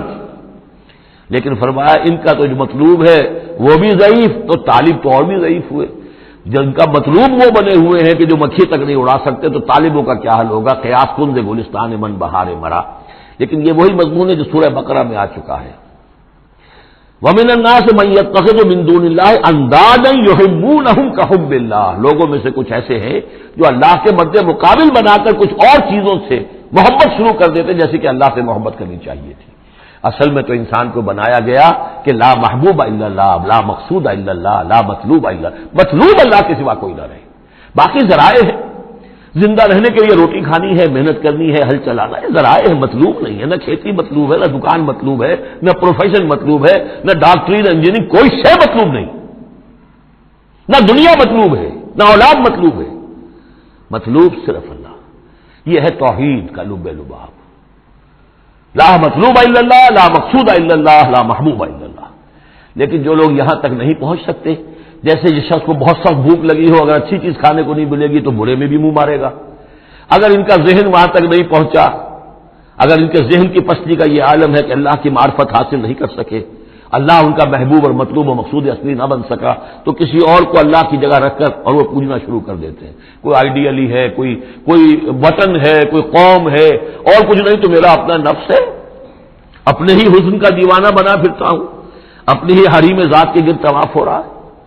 تو غاف الطالب والمطلوب ما قدر اللہ حق قدرہ، یہ اللہ کی قدر نہ کر سکے، اللہ کا اندازہ نہ کر سکے، معرفت حاصل نہ کر سکے اللہ کی، جیسے کہ اس کے معرفت کا حق تھا۔ اللہ کو پہچان لیتے تو کسی اور سے کاہے کو لو لگاتے؟ حسین ترین کو اگر دیکھ لیں گے تو کمتر کو کون پھر پوچھے گا؟ تو دیکھ نہیں پائے ہیں جلال خداوندی کا کوئی نقشہ ان کے سامنے، جلال و جمال و کمال خداوندی کی کوئی جھلک نہیں دیکھ پائے، لہذا وہ عاشق بنے پھر رہے دنیا کے عروس ہزار داماد کے۔ ما قدر اللہ کا قدر ہی، ان اللہ لقوی عزیز، یقینا اللہ تعالیٰ قوی ہے، توانا ہے، طاقت والا ہے اور زبردست ہے۔ اللہ یصطفی من الملائکۃ رسلا ومن الناس، دو آیتوں میں تو بات آ گئی توحید اور شرک کی، اب ایک آیت میں رسالت، اللہ چن لیتا ہے فرشتوں میں سے بھی اپنے پیغامبر اور انسانوں میں سے بھی۔ ان اللہ سمیع بصیر، اللہ سمیع اور بصیر ہے۔ ادھر سے چن لیا جبرائیل کو اور اپنی وحی دے دی، ادھر سے چن لیا محمد کو صلی اللہ علیہ وسلم اور جبریل سے کہا کہ محمد کو پہنچا دو، تاکہ محمد اپنے ابنائے نو کو، انسانوں کو لوگ پہنچا دیں۔ تو یہ گویا کہ دو لنکس ہیں، ایک فرشتہ رسول ملک اور ایک رسول بشر، جبرائیل اور محمد صلی اللہ علیہ وسلم۔ ان اللہ سمیع بصیر، اللہ تعالیٰ سب کچھ سننے والا اور دیکھنے والا ہے۔ یعلم ما بین ایدیہم وما خلفہم، وہ جانتا ہے جو کچھ ان کے سامنے ہے اور جو کچھ ان کے پیچھے ہے۔ وإلی اللہ ترجع الامور، اور پھر تمام معاملات اللہ ہی کی طرف لوٹا دیے جائیں گے۔ یہ آخرت آ گئی، توحید، رسالت، آخرت، یہ ہے ثلاثی، یہ امور ثلاثہ ہے جن پر ایمان کی دعوت، اور یہ دعوت ہے یا ایھا الناس، اے بنی نوع آدم، اے انسانوں۔ اب بات ہے دوسرے مرحلے پر، جنہوں نے کہا اچھا جی ہم نے مانا اللہ کو، مانا رسول کو، مانا ہم نے آخرت کو، بعث بعد الموت کو، ہم تسلیم کرتے ہیں انا للہ و انا الیہ راجعون۔ تو اب ہے عمل کا مرحلہ، یا ایھا الذین آمنو، اے وہ لوگوں جو ایمان کا دعویٰ کر رہے ہو، اقرار کر رہے ہو۔ اب بات بدل گئی، اب دیکھیے فعل امر آ رہے ہیں، پہلے میں فعل امر کوئی تھا ہی نہیں، سوائے اس کے کہ ضربت مثلا فاستمعوا لہ، بس وہ ایک فعل امر آیا تھا، ذرا توجہ سے سنو، باقی کچھ نہیں، حقائق بیان کر دیے، توحید، رسالت، معاد۔ اب جو لوگ ان کو مانتے ہیں، یا ایھا الذین آمنوا ارکعوا واسجدوا واعبدوا ربکم وافعلوا الخیر لعلکم تفلحون،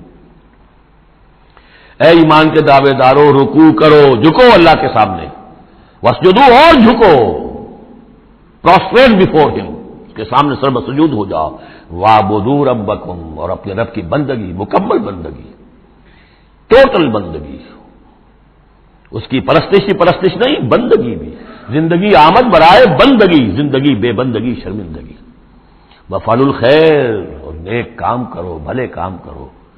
اب بھلا کام کون سا رہ گیا؟ وَاعْبُدُوا میں تو سب کچھ آ گیا، بھلا کام کیا ہے؟ عبادت میں تو جو اللہ نے حکم دیا وہ ہم نے کر دیا، ہم نے بندگی کا حق ادا کر دیا۔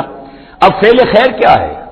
وہ یہ ہے کہ خدمت خلق میں اپنے آپ کو لگا دو، اور خدمت خلق صرف یہ نہیں ہے کہ بھوکے کو کھانا کھلا دیا جائے، یہ بھی خدمت خلق ہے۔ سب سے بڑی خدمت خلق کیا ہے؟